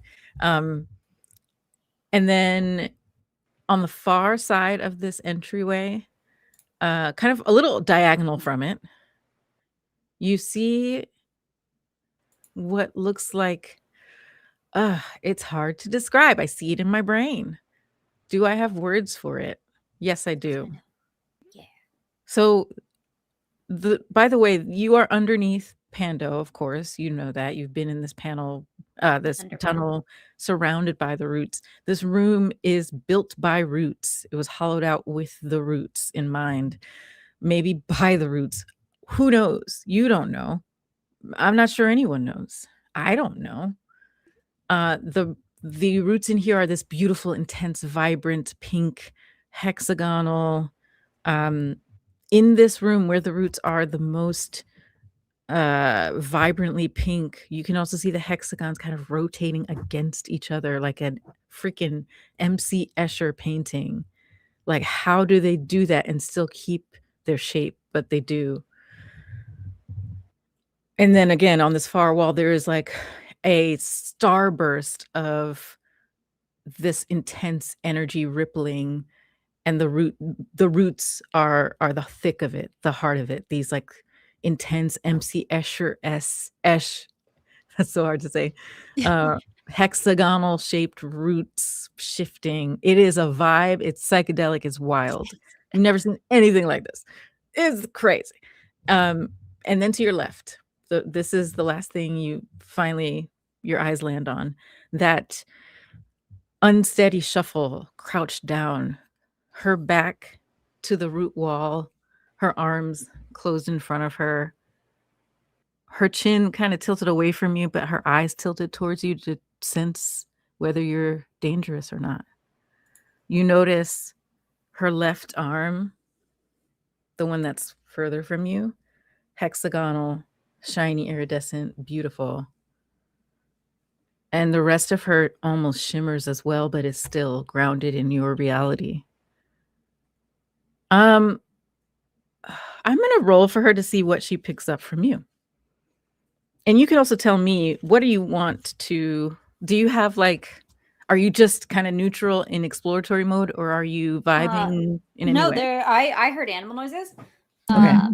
And I have encountered that which you've seen. So my approach, I think, is not to interact that aggressively with her, but to focus on the animals so that she can acclimate to my presence, and hopefully by being cool with the animals, this can itself signal not being a threat. So I'm sitting down, cross-legged, and just doing like a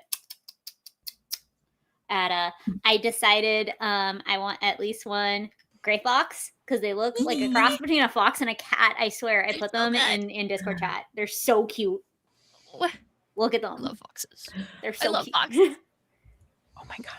It's like a fox, but it's like a cat, and it's so cute. So anyway, like you said, we could pick. So that was one that I wanted to pick. So I'm doing like come say hi noise with some jerky. Oh, okay. To the fox. Oh yeah. It approaches you and sniffs around and then starts nibbling on the jerky. Hey. Can I get maybe a closer look at what all's going on? Does it look like pain around any of that area, or like how the fox is just chill about being a pink hexa fox? Yeah. You don't sense any pain. You sense this fox is resting, it's chilling. Yeah, maybe it is conserving its energy, literally resting. But you don't sense that it's in any pain or discomfort or anything. Okay. And same with the human across the room. If you sneak looks at her, she's also doing the same to you. Just looking down, and then looks at the doorway, maybe sees the outline of Heath on the other side of that entryway.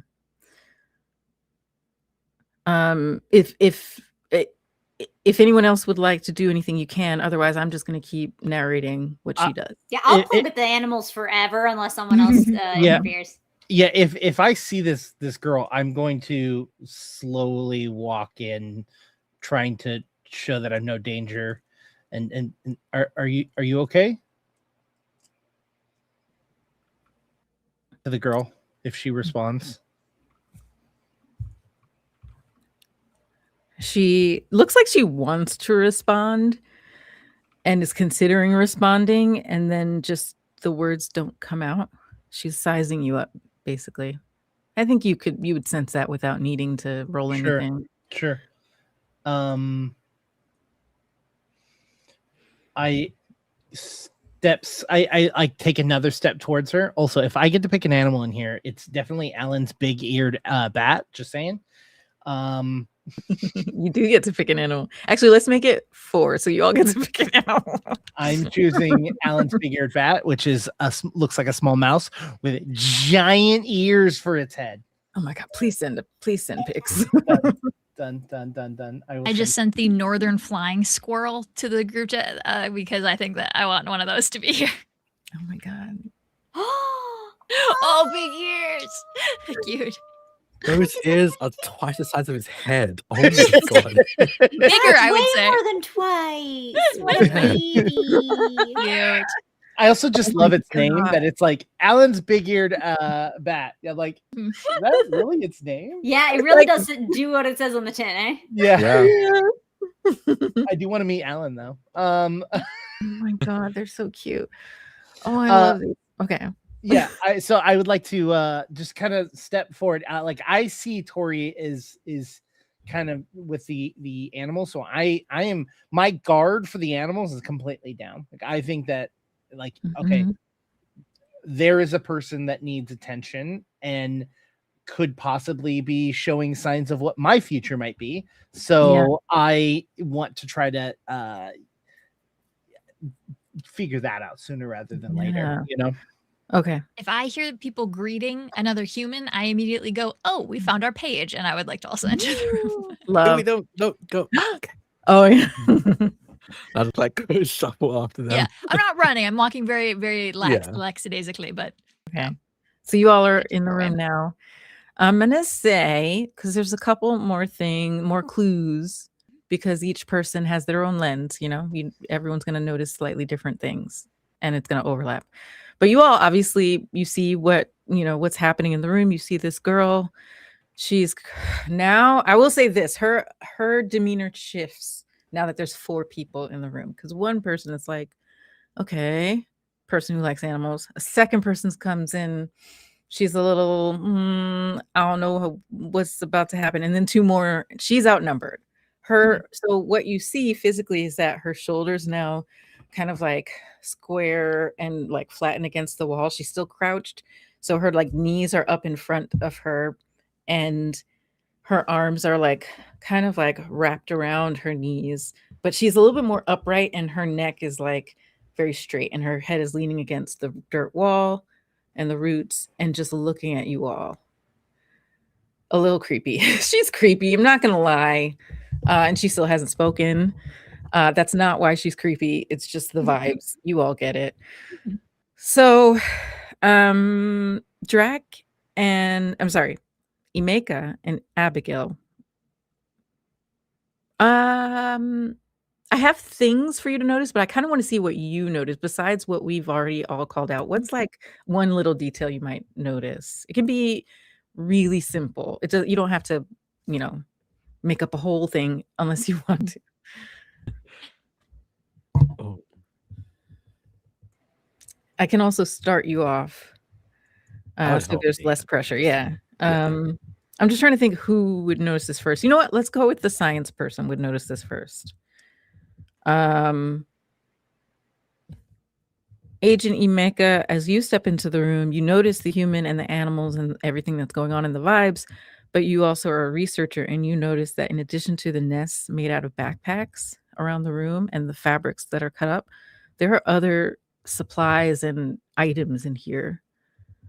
Maybe they came from those backpacks. At the foot of that weird pulsating wall, the purpley pulsating root hexagonal MC Escher wall, you see a stack of books, biology, chemistry, forestry textbook, because those exist, right? Yeah. Forestry majors, yeah. please. Yes. I mean, forestry majors I mean, exist. right? Therefore, Yeah. forestry. Therefore, forestry. Therefore, forestry. We got a bunch of old Ethical. textbooks of like the mechanics of concrete and water that are like textbooks. So like there could be a textbook for anything. For everything Yeah. and anything. Thank you. So yes, those are the types of things, but it's like a lot of biology, biochem, a lot of biology of all kinds, but you see biochem and like anatomy, body systems, things like that. Okay. And they're haphazardly stacked, so it's not a neat stack. It's kind of like jagged edges, not lined up and stuff. Like maybe it was stacked nicely, but it got kind of messed up and it was never fixed. And then on top of and around it, like a disheveled altar, you see lab equipment. You see test tubes. You see a Bunsen burner that's like tipped over on its side that had maybe some type of hookup to actually work under here, but that's long gone. Who knows where that is? Maybe the roots ate it. I don't know. There's things about this room I don't know, y'all. I'm just describing it how it is in my brain. And what else do you see? What else can I tell you? The lab equipment. You can feel free to add details here too. I'll let you know if it's not, but I feel like we're building this scene together, y'all. So add the details that you see as well. But that's what I see. I think this entire time as Abigail's walking through, I've been like very close behind her, trying to stay hidden from all these animals. There are way too many animals in this tight space for me. My animal being, I think I'm going to do a classic elk. It's a classic elk just sat down Dang, majestic. beside. Yeah. Wow. If you've never listened to the sound an elk makes, What is like, it? the most hauntingly beautiful noise. Like it's like whale song, but like operatic almost. It is like, I don't know how to describe it. Ever look up what caribou and elk sound like. They like, it's like a Caribou, I've whale, heard but it sounds caribou, so pretty. Oh, May I humbly request that the bat is on the elk? Thank you. Yes, oh, it has yeah. to be. I would That's say not even a request. That's what it is. That's the case. that is what is happening in this room. Yeah. The elk, I think, is like on its haunches and also kind of in a resting mode, looking around, chilling. Beautiful. Wait, elk do have antlers, right? Yes, I believe so. Yeah. It could be hanging off the Not antler. hanging off Yeah. the I antlers. think the bat Yeah. is like hanging upside down off of his antlers. Thank you. Cute. Also, The elk antlers? do sound haunting. It sounds like someone just- took. Yeah, it sounds like someone took a recorder, like the musical instrument, and just blew as hard as it fucking could. That's It like echoes and reverberates Yeah. like in like the winter over like open landscapes, like it's dark and it's like cold and there's snow and you hear this like whistle like screech out of it's so cool. You know what? You just made a character in Wild Sea. They're going to be Yeah. just Oh. elk. Like that is just haunting. It is They're so Wow. cool. Oh, Love they're it. so cool. But yeah, The- I will I- approach the books. Okay. And I'm Sorry. going to add the detail, more detail on the elk, the antlers. I think once Agent Emeka starts walking towards the books, the elk is probably on the far side of the room, not too far from the weird root webby pulsing thing. So you all's attention shifts in that direction, and you notice the elk, all of you, around the same time. This elk's antlers are growing flowers that are geometric shapes, like little spurts of geometrically shaped flowers all over the antlers. It is striking and stunning, and like it's what the fucking. So, okay. Agent Emeka, you walk over to the equipment, and Yeah. what are you doing? Just taking a closer look? Yeah, I want to like flick through the textbooks, see if there's anything like any pages that seem like dog-eared or specifically marked or written on to gauge what the purpose of these books are, if they're researching a specific thing. And I'll use the equipment that's around to try and narrow that down to be like what experiments, what kind of tests could you do with these pieces of lab equipment that relates to what I'm seeing in these textbooks. Don't touch those. Oh. She says. Don't. Okay. I'll be honest, I didn't think I thought you just did. What are these for? Are you okay? Sorry, I should have asked that first. Are you okay? I'm fine. Okay. What are these for? What's what for? These. And I point to the books and the lab equipment. The books are for learning, and the lab equipment is for doing lab work. I like her. That's why She's like funny. narrowing it down. Oh, was that a joke? No. Okay, so I wasn't missing something. Do you have what specifically were you learning, or what specifically were you doing lab work for? Were you looking for a specific outcome, a specific result? She looks around at all of you again. I'm paying attention to the fox, but I'm really paying it. I heard science now, so you know. You hear someone that acts and sounds exactly like you did in college. I'm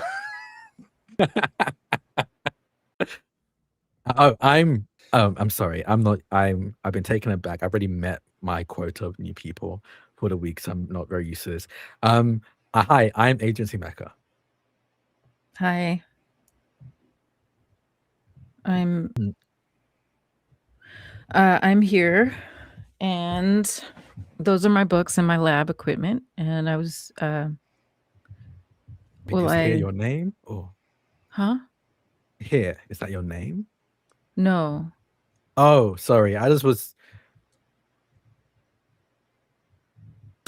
usually when I introduced myself, usually, Miguel, can you help me here?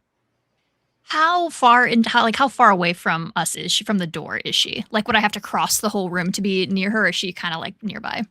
If you, from when you entered, if you're still near the door, she's like to your left, pretty immediate left, maybe okay. like 7 feet away.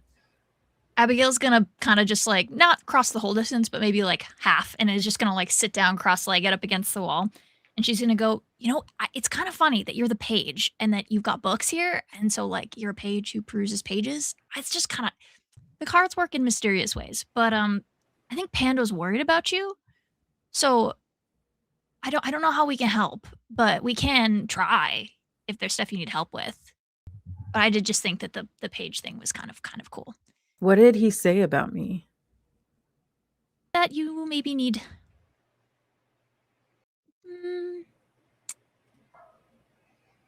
Pando. Help. I need help. Maybe Pando said that you may be in trouble. Maybe not that you need help. She gets up. She now turns over onto her all fours and stands up. Still has her back to the root wall and is trying to act casual, like that way that 19 to 25-year-olds do. She's actually, you notice now, actually, she seems a little older than maybe you thought before. She might be like 24-ish. Just her demeanor is like very youthful, but also like she just has a little more life on her than maybe you realized. Yeah. And she says, of course he would say that, like, Pando is like, I'm not going to say he's like a dad, but he kind of is. He's really old. He's kind of judgy. He does things a certain way that he's done for like 1,000 billion years. And there's something new happening. And he's just like, he just can't like get on board. I don't get it. Well, it wasn't so much, like I said, it wasn't you need help. It was just that you might have a problem, and she'll pass the page card up. Not that you are, but like maybe you've got something you're working on that maybe is a problem for you, and we'll hold the page card up. She looks at the card. I don't have a problem. Listen, I came down here because I couldn't stand to be anywhere else anymore. And this place gives me life. This place gives me more than life. And she now holds out her arms. And you can see not only that left arm that's almost completely changed, but now the inside of her right arm, some other specks you're noticing have been changing. Do you do that? Do you hold up your Well, arm? I was gonna say I would like to spend a point for my exotic general abilities. Okay, cool. And and you can tell me, you can say no, but I would like to like kind of like reach out, like I'm going to like try to comfort her like I did Pando, and I would like her hexagons to shimmer, and maybe even some of mine show a little bit as my hand gets closer to her, almost as if like a means to be like, we're like, I think it's unintentional, right? But I want to use it as a mean, like if you accept this of a maybe it is a way that she can see, we're not that different. Like I have the same thing that she has, so maybe she can loosen up a little bit, maybe talk a little bit. Okay, your exotic general abilities. Yeah, it's the thing I had to spend a bunch of points to just get. Yeah, so let's use them. Just one. Yeah. Yeah, so using that point, I'm gonna say, yeah, you instinctively, yeah, you feel all this. You're feeling like you need to reach out to her, and that hand that you see. And now I think actually this is a good time to have a shift here because you are close to this weird nexus of sorts. You Mhm. have ingested this twice now.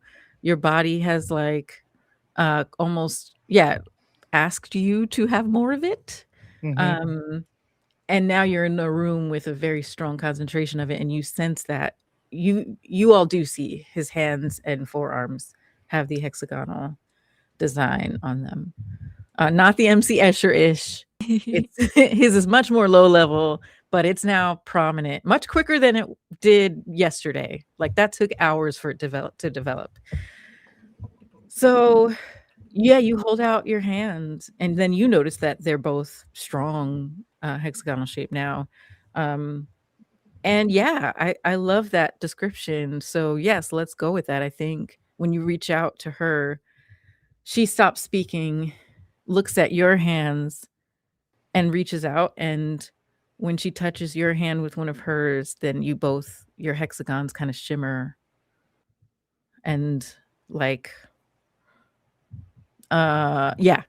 waver. There's a little bit of a wobble, I guess, in them, and then they steady again. We can use my favorite word, which I got in trouble for at Comic-Con, which is undulate. That's great. Yeah, no, that's Okay. great. Yeah, that was like there were other words I was like, don't use that one or that, like trying to find the right word for it because it could go in a weird direction. But yeah, you get the idea. So So when that happens, I go, you seem to have a lot more experience with this than I do. Maybe you can help me understand this a little bit more. And I'm also willing to use a charm for this because I'm using this as a means. It feels like coming at her with questions isn't working. As in like how, like what, like trying to parent them, but maybe looking at them and talking to them about what their experiences might be a better route to go instead of, I don't want to say badger, but yeah. cool. Yeah, you're welcome to drop that charm. Doing it. And what do you do with that charm? Yeah, so that's what I said to her. When I touch her and I say, look, this is really new to me. Clearly you have a lot more experience than I do. Maybe you can help me understand this a little bit more. Like, what is this? Why is this? And why does he keep eating dirt? I literally pause, just exhale, and just. Anyways, she laughs and smiles for the first time you've seen. Oh my god, you ate the dirt.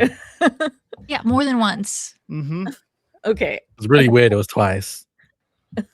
That would be more than once. Okay, all right. Yes, but once we specify, more than once could be twice, 3 times, 4 times. At least I was letting them know there was the minimum amounts of more than once. In fact, We're it was clearly twice. speaking with someone who is science-minded, so the specificity is actually probably good here. Yeah. okay. She now goes past you, Imeka, to the books. The haphazard stack of books.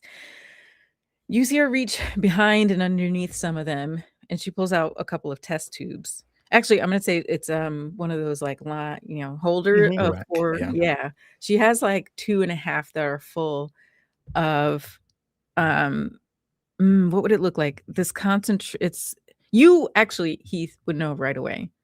It's the seeds. They're glowy, but it's like so many of them in test tubes, distilled, or taken out of, and you realize, I think you all realize at this point, that's what she's been doing with the equipment, the lab equipment. But she holds it up like proudly to you all, and especially to you, Heath. And she says, okay, this is much more palatable than eating dirt. I know y'all think I'm out of my mind, and that's fine. I don't really care what the world thinks anymore, which is another perk of this all. You know what it is? This all started out really normal. I promise. I was just doing research for my masters. I promise that's all it was. But after coming here so many times over months and months, and Pando is just so warm, and I found these in my samples, and this wasn't my experiment. It wasn't supposed to be, but it became my experiment, and then it became me. So do you want some? She holds it up to you, Heath. All of a sudden she's like 19 again. Do you want some? Like it's a shot. I take a vial and I hold it up and I look at it. And then I look at the rest of the group and I get the very disapproving look. I mean, it's not dirt. No, but it is the seed. Oh, Abigail gets a very disapproving look. Let's figure out what this is. Have you figured out what or where this is coming from? This isn't Pando. This is from somewhere else. Yeah, that's the part I'm not sure of. But it being like a part of me now, I just know it comes from there. And she points to the Nexus thing. I hand it to Tori.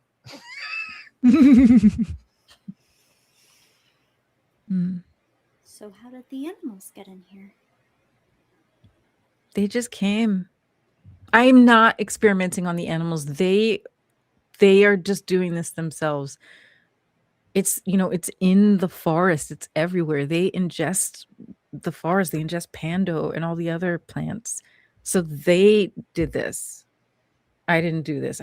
Listen, I'm not cruel. I turn around and turn to Abigail. I have so many things to say, but if I say any of them, I think sure. I'm saying this I think I'm not whispering. Normal volume. I'm trying to whisper, but it's very audible. We're not that far. It's a small room, yeah. Yeah, it's a small room. And there's an elk in there, so like. Yeah. Mm-hmm. Like if I say what I want to say, I feel like it's not going to go well. And I'm already not great when it comes to social interactions. But this is like a very flagrant and irresponsible use or this is not of equipment. It's wildly scientifically unethical for the purpose of oneself. Thank you. Absolutely destroys There was the another scientific page. integrities of the results. It involves probably equipment theft from the local institution. Abigail has turned to our scientist. There was another page yesterday. I can't believe I forgot. I just remembered. I think they were both you. Huh. Oh. Okay. That's interesting. Wow, yeah. But you need to, so you have to uphold something. What do you, not literally contractually, but is there an agreement or a promise you made? To yourself, to something else, to Pando? I'm on the other side of that thing, and I point to the wall. Okay, weird, but I guess at some point, like, the more I became of this and with this, I said yes to it. I gave in. That makes sense. It makes sense? Well, the card makes sense. I'm gonna say at this point, Heath, your sense trouble from earlier, you're getting those hairs on the back of your head again. Something about how she said yes. There's something behind that she's not saying, and you being now like doubly kind of connected in this different way, you pick up on that.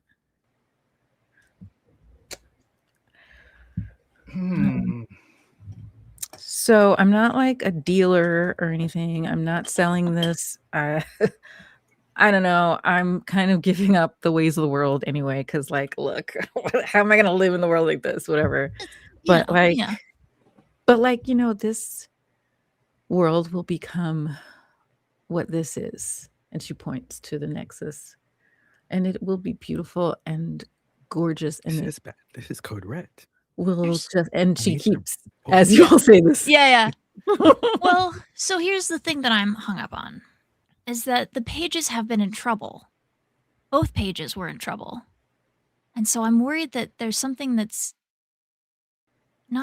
gonna hurt you or is already hurting you. You care for Pando, right? You've spoke kind of kindly about Pando. Yeah, but Pando is not happy with this. I think Pando's running out of time. Yeah, we all are, because this No, new but phase is coming. She starts waxing Yeah. poetic again. I but look at Pando, Pando's holding but it like, back. but like Pando like is running out of time. Like Pando could be gone before you're gone, kind of running out of time. I don't know. The vibes here are just like not great. I'm just gonna say it, okay? I think Pando's protecting you right now. Pando's the only thing keeping whatever's on the other side from coming in. Pando is the curtain. That curtain is not holding for very long. I think you all will start to see the body change. Her hands are now balling up at her sides, but she's nodding. She's doing that thing where it's like, Hidden America does not pick up on it. They are okay, in their feels right now. yeah, okay. Yeah, I'm this back, looks. Pepper Books. I'm getting this stuff together. This Oh, is a 19-year-old child who is giving a lot of excuses for bad choices. Mhm. 1925, maybe 24ish, but I hear you. I hear you. Look. I mean, yeah, master's age, so I assume not the 98. But you know what? If one wants to be treated as an adult, one should do science like an adult. One should not do whatever this is. Weird science underneath the ground. Not science if it's not reproducible, performed on green star. What are we? And I'm probably going to say You this. say this, What Elsie? are we just going to take a shot of H. pylori now so that we can prove that's what causes stomach ulcers? Are we back here? You know. Glad someone sees sense there. Who wants a stomach ulcer? You're giving me one. Better scientists than you. Oh, are you using taunt? Do you have taunt? Here's the thing. I have reassurance. I'm not deploying it. Or I'm just saying. I have taunt. Yeah, but you're being nice. I'm No, being HIPAA. I'm looking at the Turn thing to. that is producing these seeds, and I'm trying to figure out how to destroy it. That's what. Barry Marshall. There it was. Yeah. Barry Yeah. Marshall was the name of the physician who took a shot. Oh my god. In the 80s. Of H. Right. pylori? Yeah, wanted to prove that it was the bacteria that contributed to the stomach ulcer and could not get that proven. And so did it to himself. Yikes. And that was how it was proven that H. pylori was the principal risk factor for stomach ulcers. Awesome. So it was a burn, but come on, that was actually a very meaningful finding. So I stick by better scientists than you. I'm helping Tori with the books. I'm going to be flicking through. Thank you. I'm ignoring go through any the lab protests notes, from maybe. them. See Yeah. if even lab notes were kept properly. Yeah. I'm a master's student, probably by now.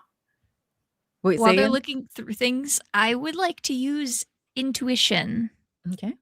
to get a read on what is the like, how does this play out? I'm gonna send you a screenshot of it. Ooh, is it kind of like a little fortune telling kind of a little Yeah, bit? so I built her all, if you can tell how I built this character around just Mhm. like, she's like vibes and luck is kind of her, like her whole thing, like just kind of getting Yeah. Luck the builds, best sensations of builds. things. Just saying. Love this.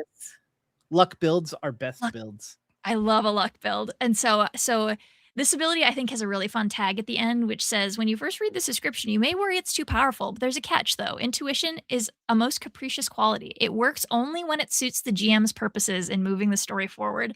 Otherwise, you and the rest of the group have to rely on practical abilities, not hunches. So I just thought that was very, very fun. But handing this to you as Abigail is kind of taking in this scene, her reactions. My goal here is to like, how can I reach this person? Yeah. Like based on the things she has said, the things that seem to be important to her, the things that are like her wants, her desires, the sensitive page who is in trouble. Like these things that I have learned from the cards and from this scene. Yeah. how can I want to see if I can intuit from her, from Pando, whatever, for how to reach her. I love this. So, or you can what give do me you- something else entirely. No. I love this. I'm just trying to think of what starts this for you. Is it a look? Do you hold the card out to her? Like, do you do anything or look at anything? What catches your eye? What do you notice? I think when they start, everybody kind of starts talking.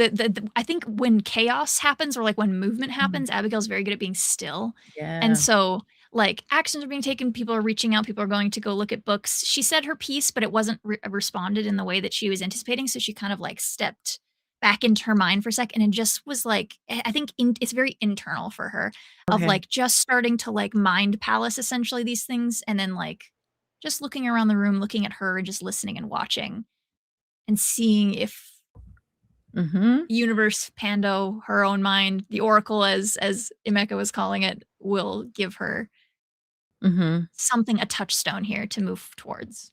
Yeah, I think as you're doing that, you notice a bumpy root under your foot that you didn't notice before. Maybe you were standing on it the whole time. Maybe you weren't, but you notice it right now. You look down at it and you see it's Pando. The glow is not as strong as it is on the wall, but that makes you look at the wall. And you see as she's standing there, like to your left, this young woman with her hands clenched, listening to these adults lecture her and tell her wisdom and resisting it. And then to her left, to your right, behind her is that wall. Again, you look at the wall and yeah, like watching a movie play out, you suddenly in your mind can see this nexus growing through Pando. Pando is the conduit. Pando is the portal. And this thing takes advantage of Pando's ability to be that for it. This dimension grows as this thing is the dimension. It doesn't have a soul, it doesn't have a heart, but it has an imperative to expand. It must spread. I think that's maybe why Pando was a good conduit, because Pando knows how to spread. Pando resists as much as it can, but your vision goes above ground and you see that pink take over all of the bark, all of the leaves. The animals here are all pink. No one seems in pain, but like, is this what nature is meant to be? What happens after this? Your vision goes further into the future. You zoom out and this dimension takes over, just spreads. Looking at it from orbit, you see it spreads from Utah to Nevada to Idaho to California. You see it zooming past the Mississippi River, and that's when you come back to the room. It's funny because I think what brings you back to the room is like, wow, those geometric flowers are so pretty, but damn, this thing is, no, we can't, this is awful. This is horrendous. Horror doesn't have to be ugly and terrible and gross. It can be beauty too. Beauty, but wrong. Yeah. I think so she's still standing there listening to you all.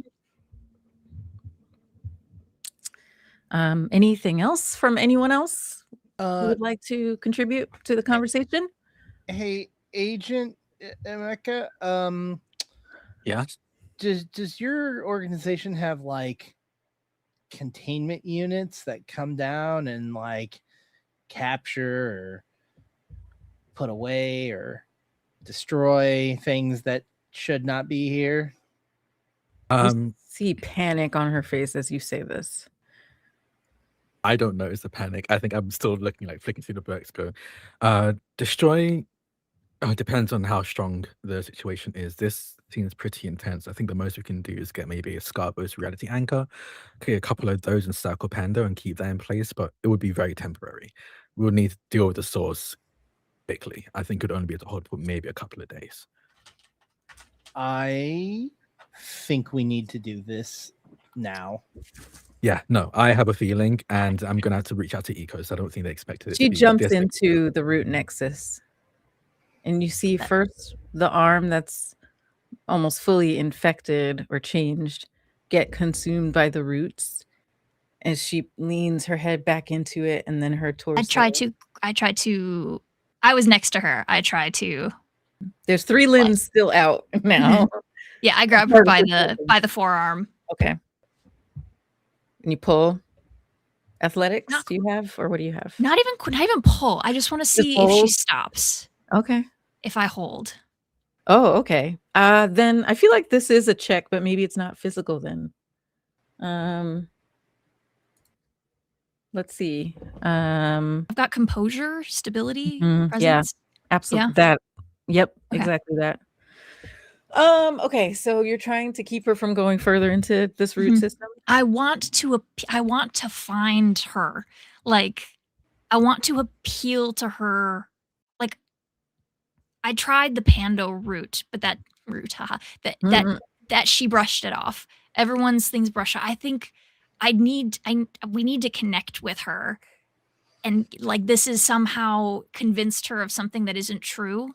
And I want to implore her to stay, and I want to. That's my like goal here. I'm like, I need to find her. Like, what is she? Yeah, how to connect with her. How to definitely composure, stability. I think that's a great call for this. I'm spending 5 on this. Okay. I will also say no, we could do. I was gonna say if you wanted to do investigative as well. Maybe that's what it is. If you use your intuition first, if you spend a point of that first, that might give you an angle. Yeah, I will. Yeah. Okay. Yeah. Okay. So if we want to make that as like I'm spending that to expand on my earlier maybe intuition, and then I'm making a roll now. Yep. Yeah. Yeah. So from that earlier intuition, remind me what was the key part of that earlier intuition? It's okay. I can also just give you stuff, but it's nice to connect things. Oh yeah, the intuition prior was I was trying to read her, but I got a vision into like the future essentially of like Pando spreading and like taking over. That was that was the most recent intuition. And so for me, my thought is like, how do I appeal to the scientist in her?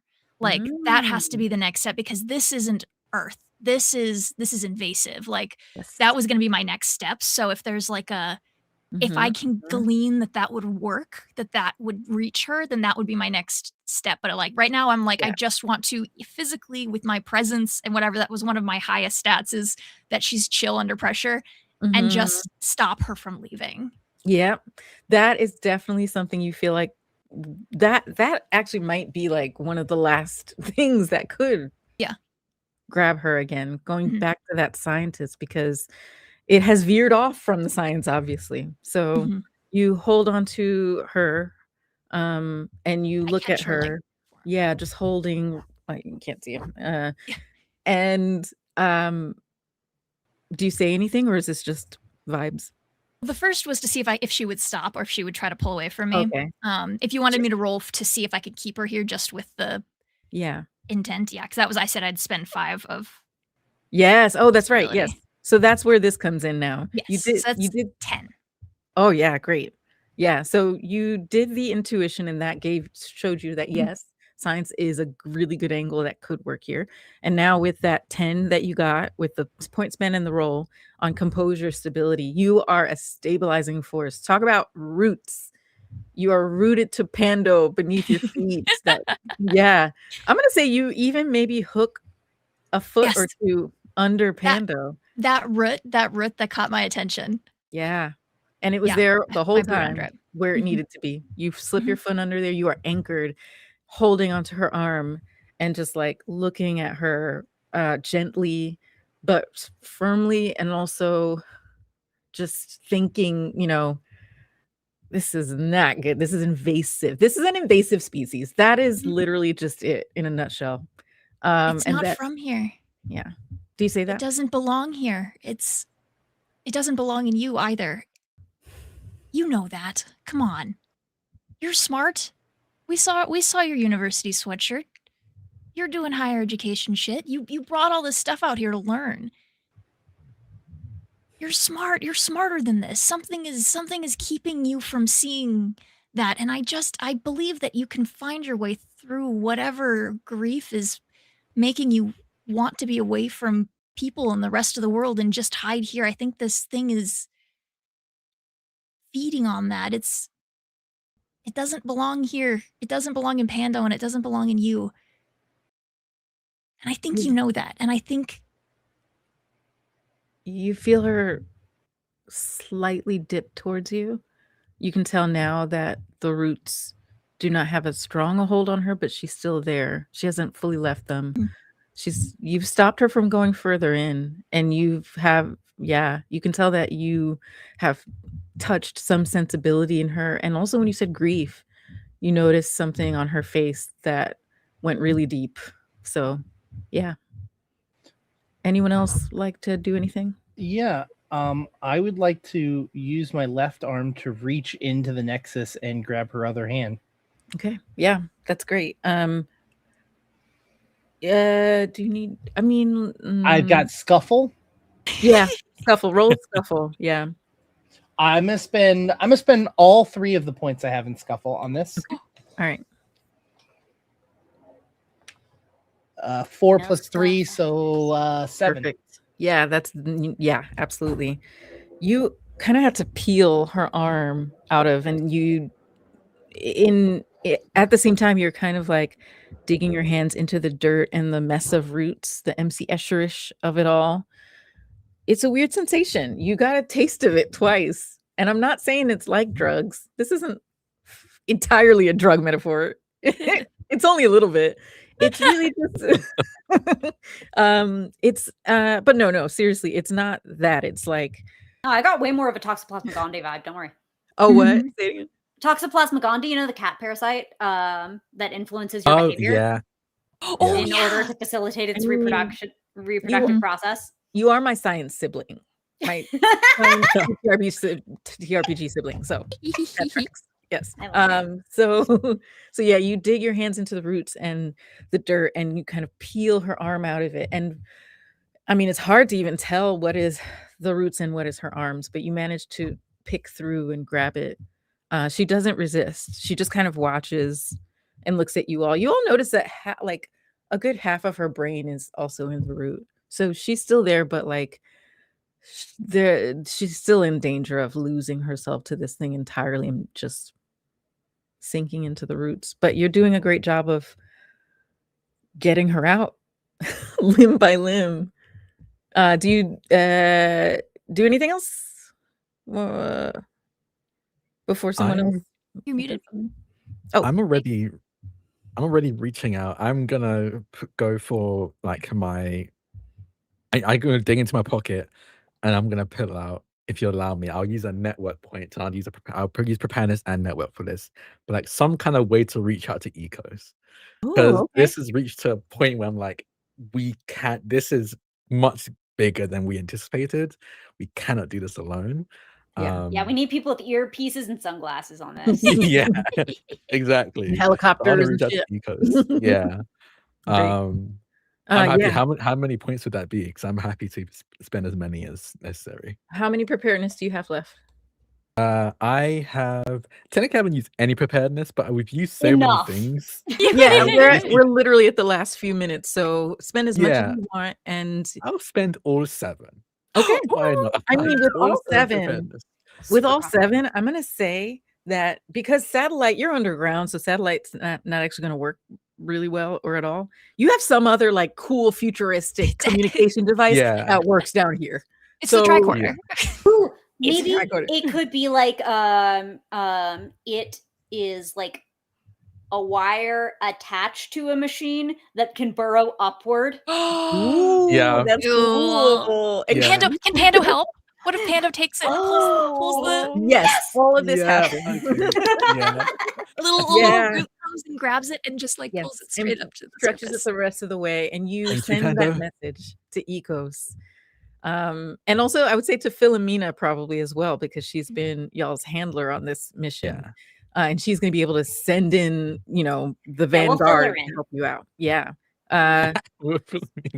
Yeah. What do you I say think just like exactly? Just if it's a um short message, what would it be? I think it will legitimately be situation has changed. This is class Apollyon.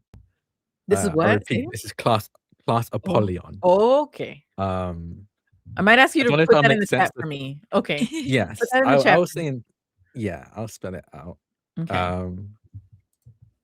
For anyone who knows SCP, this is literally straight out of SCP. I Oh, couldn't even think of a okay. new word. Dope. I love that. I believe they spell it. You All could have right. said anything. You could have said it was a hockey term. I'd be like, all right, sports ball. It basically means that this danger is potentially world ending. This is a Great. potentially world ending threat. Yes. Perfect Um, message, because she'll know what to do. And as soon as she gets that message, she's sending in everything she can to help with this.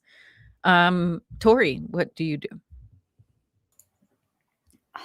Or what are you doing?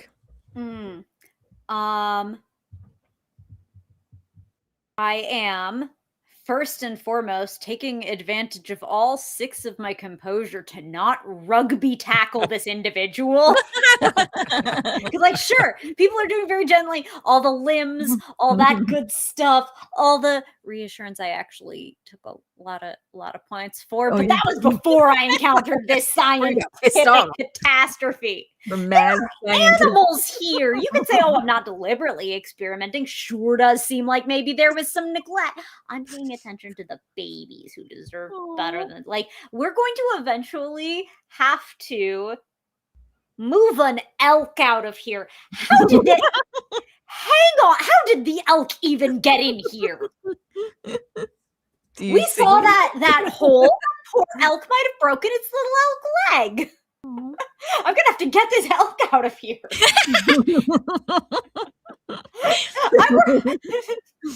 So your composure, that's the thought you land on. All of which, yeah, but because of all this, yeah, I'm perhaps shepherding away, and I'll say to them in her hearing, it's okay.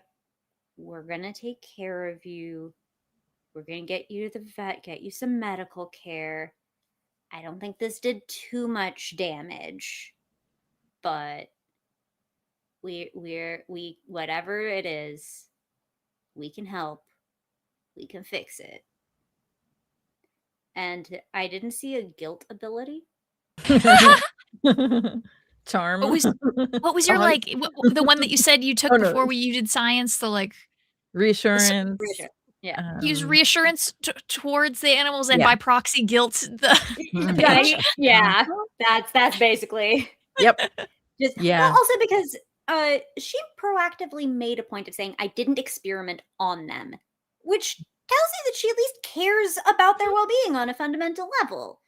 And calling attention to that, despite caring, perhaps she still fucked this up. Okay. Is a way of not just drawing her back to, like, drawing her back to the world through a sense of her responsibility, her sense of responsibility to other living beings who are from here. Yeah. Because even if it's not humans. Yeah. You're grounding I know her. she cares about these animals. You're grounding her back in this reality. Yeah. I'm caring about the animals because she cares about them too. Yeah. Not just the pull with the limbs, pull with the heart. As she sees you kind of like corralling these animals and help trying to like nudge them towards the exit, and she that hits home. It does. All of these messages, physical, emotional, logical, everything that you all are doing have kind of broken down past that shield that she had up. Whatever grief she was holding behind that shield pulls out and turns into panic. And suddenly you see the humanity come back fully to her eyes, alert, panic, realizing she is caught in this fucking weird root shit. What the fuck? And she tries to pull herself forward, and you see like almost neck first. And it's it looks not great, not painful. I mean, it looks painful. It's not contorting her body, just to be clear, but she's just stuck, and she's trying so hard to pull until she passes out. Can we use Pando Keeper points to call on Pando? You help? all actually, you have I just saved think we should. her. I'm gonna move. I'm gonna jump ahead because we're at the end of the session. But everything you did saved her. You may not have physically gotten her out, but that's for the people who are coming in the helicopters and shit. But you did the important work of making this person see her reality again and seeing a way forward in this reality. And that's the harder job that I don't think those helicopter people could have done. So fast forward, we are in whatever, Google a hospital near Pando. The closest hospital. She was medevaced, and she's in her hospital bed, asleep, and hasn't woken up since then. But the doctors have stabilized her. They have Intermountain Health Services, maybe. There you go. Sure. They've quarantined this section of the hospital, not only to contain, hopefully, she's not contagious, or they don't know what this is or what the mechanics of it are, but also because this is supernatural and they don't want people to find out, and they don't want to have to explain it and stuff. You all you debrief Philomena. I'm going to say you all say bye to Elsie as well. Your reports will probably filter in over the next several weeks as you all kind of decompress and write up your reports and think about what you saw and clarify your notes and things like that. But in this moment, you realize what a massive job this was. Those other folks, that other order, Veritatis, they hold back like some beastly, scary monsters, like the darkness from this world. That's their veil that they are holding back. But there's going to need to be another veil that is held back. Pando needs to be protected and helped and cleansed. And that is a bigger task that maybe you all can take up in the future. But this is where our story ends. Yes, go ahead. If you'll allow, in the end scene montage, as we see where everybody's ended up, I would love just a view of our friend from the trees with one of the page cards. Just being in her hospital bed, and she has one of the page cards from the deck. Love that. Yeah, just resting on her blanket. Yeah, absolutely. It's upright this time. Just to give you nightmares.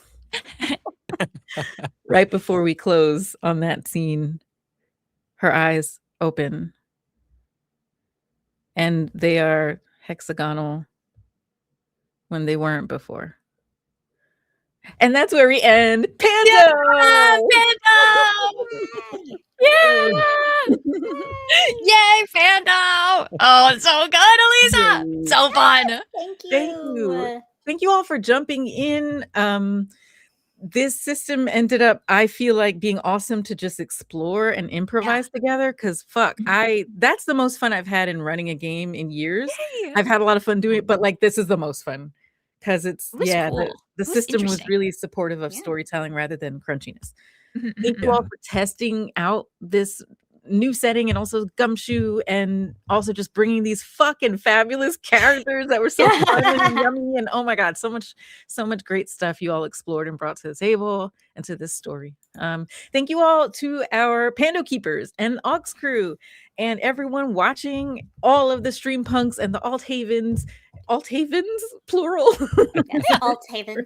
Sure. All the folks of Althaven, and thank you all. And with that, I think let's close us out. That's it, right? We'll see you next week for session 0. Shipbuilding coming your way. Wild series. I am officially handing off the GM mantle to Jake. Yes, wonderful. And we'll see you next week. Bye. Bye.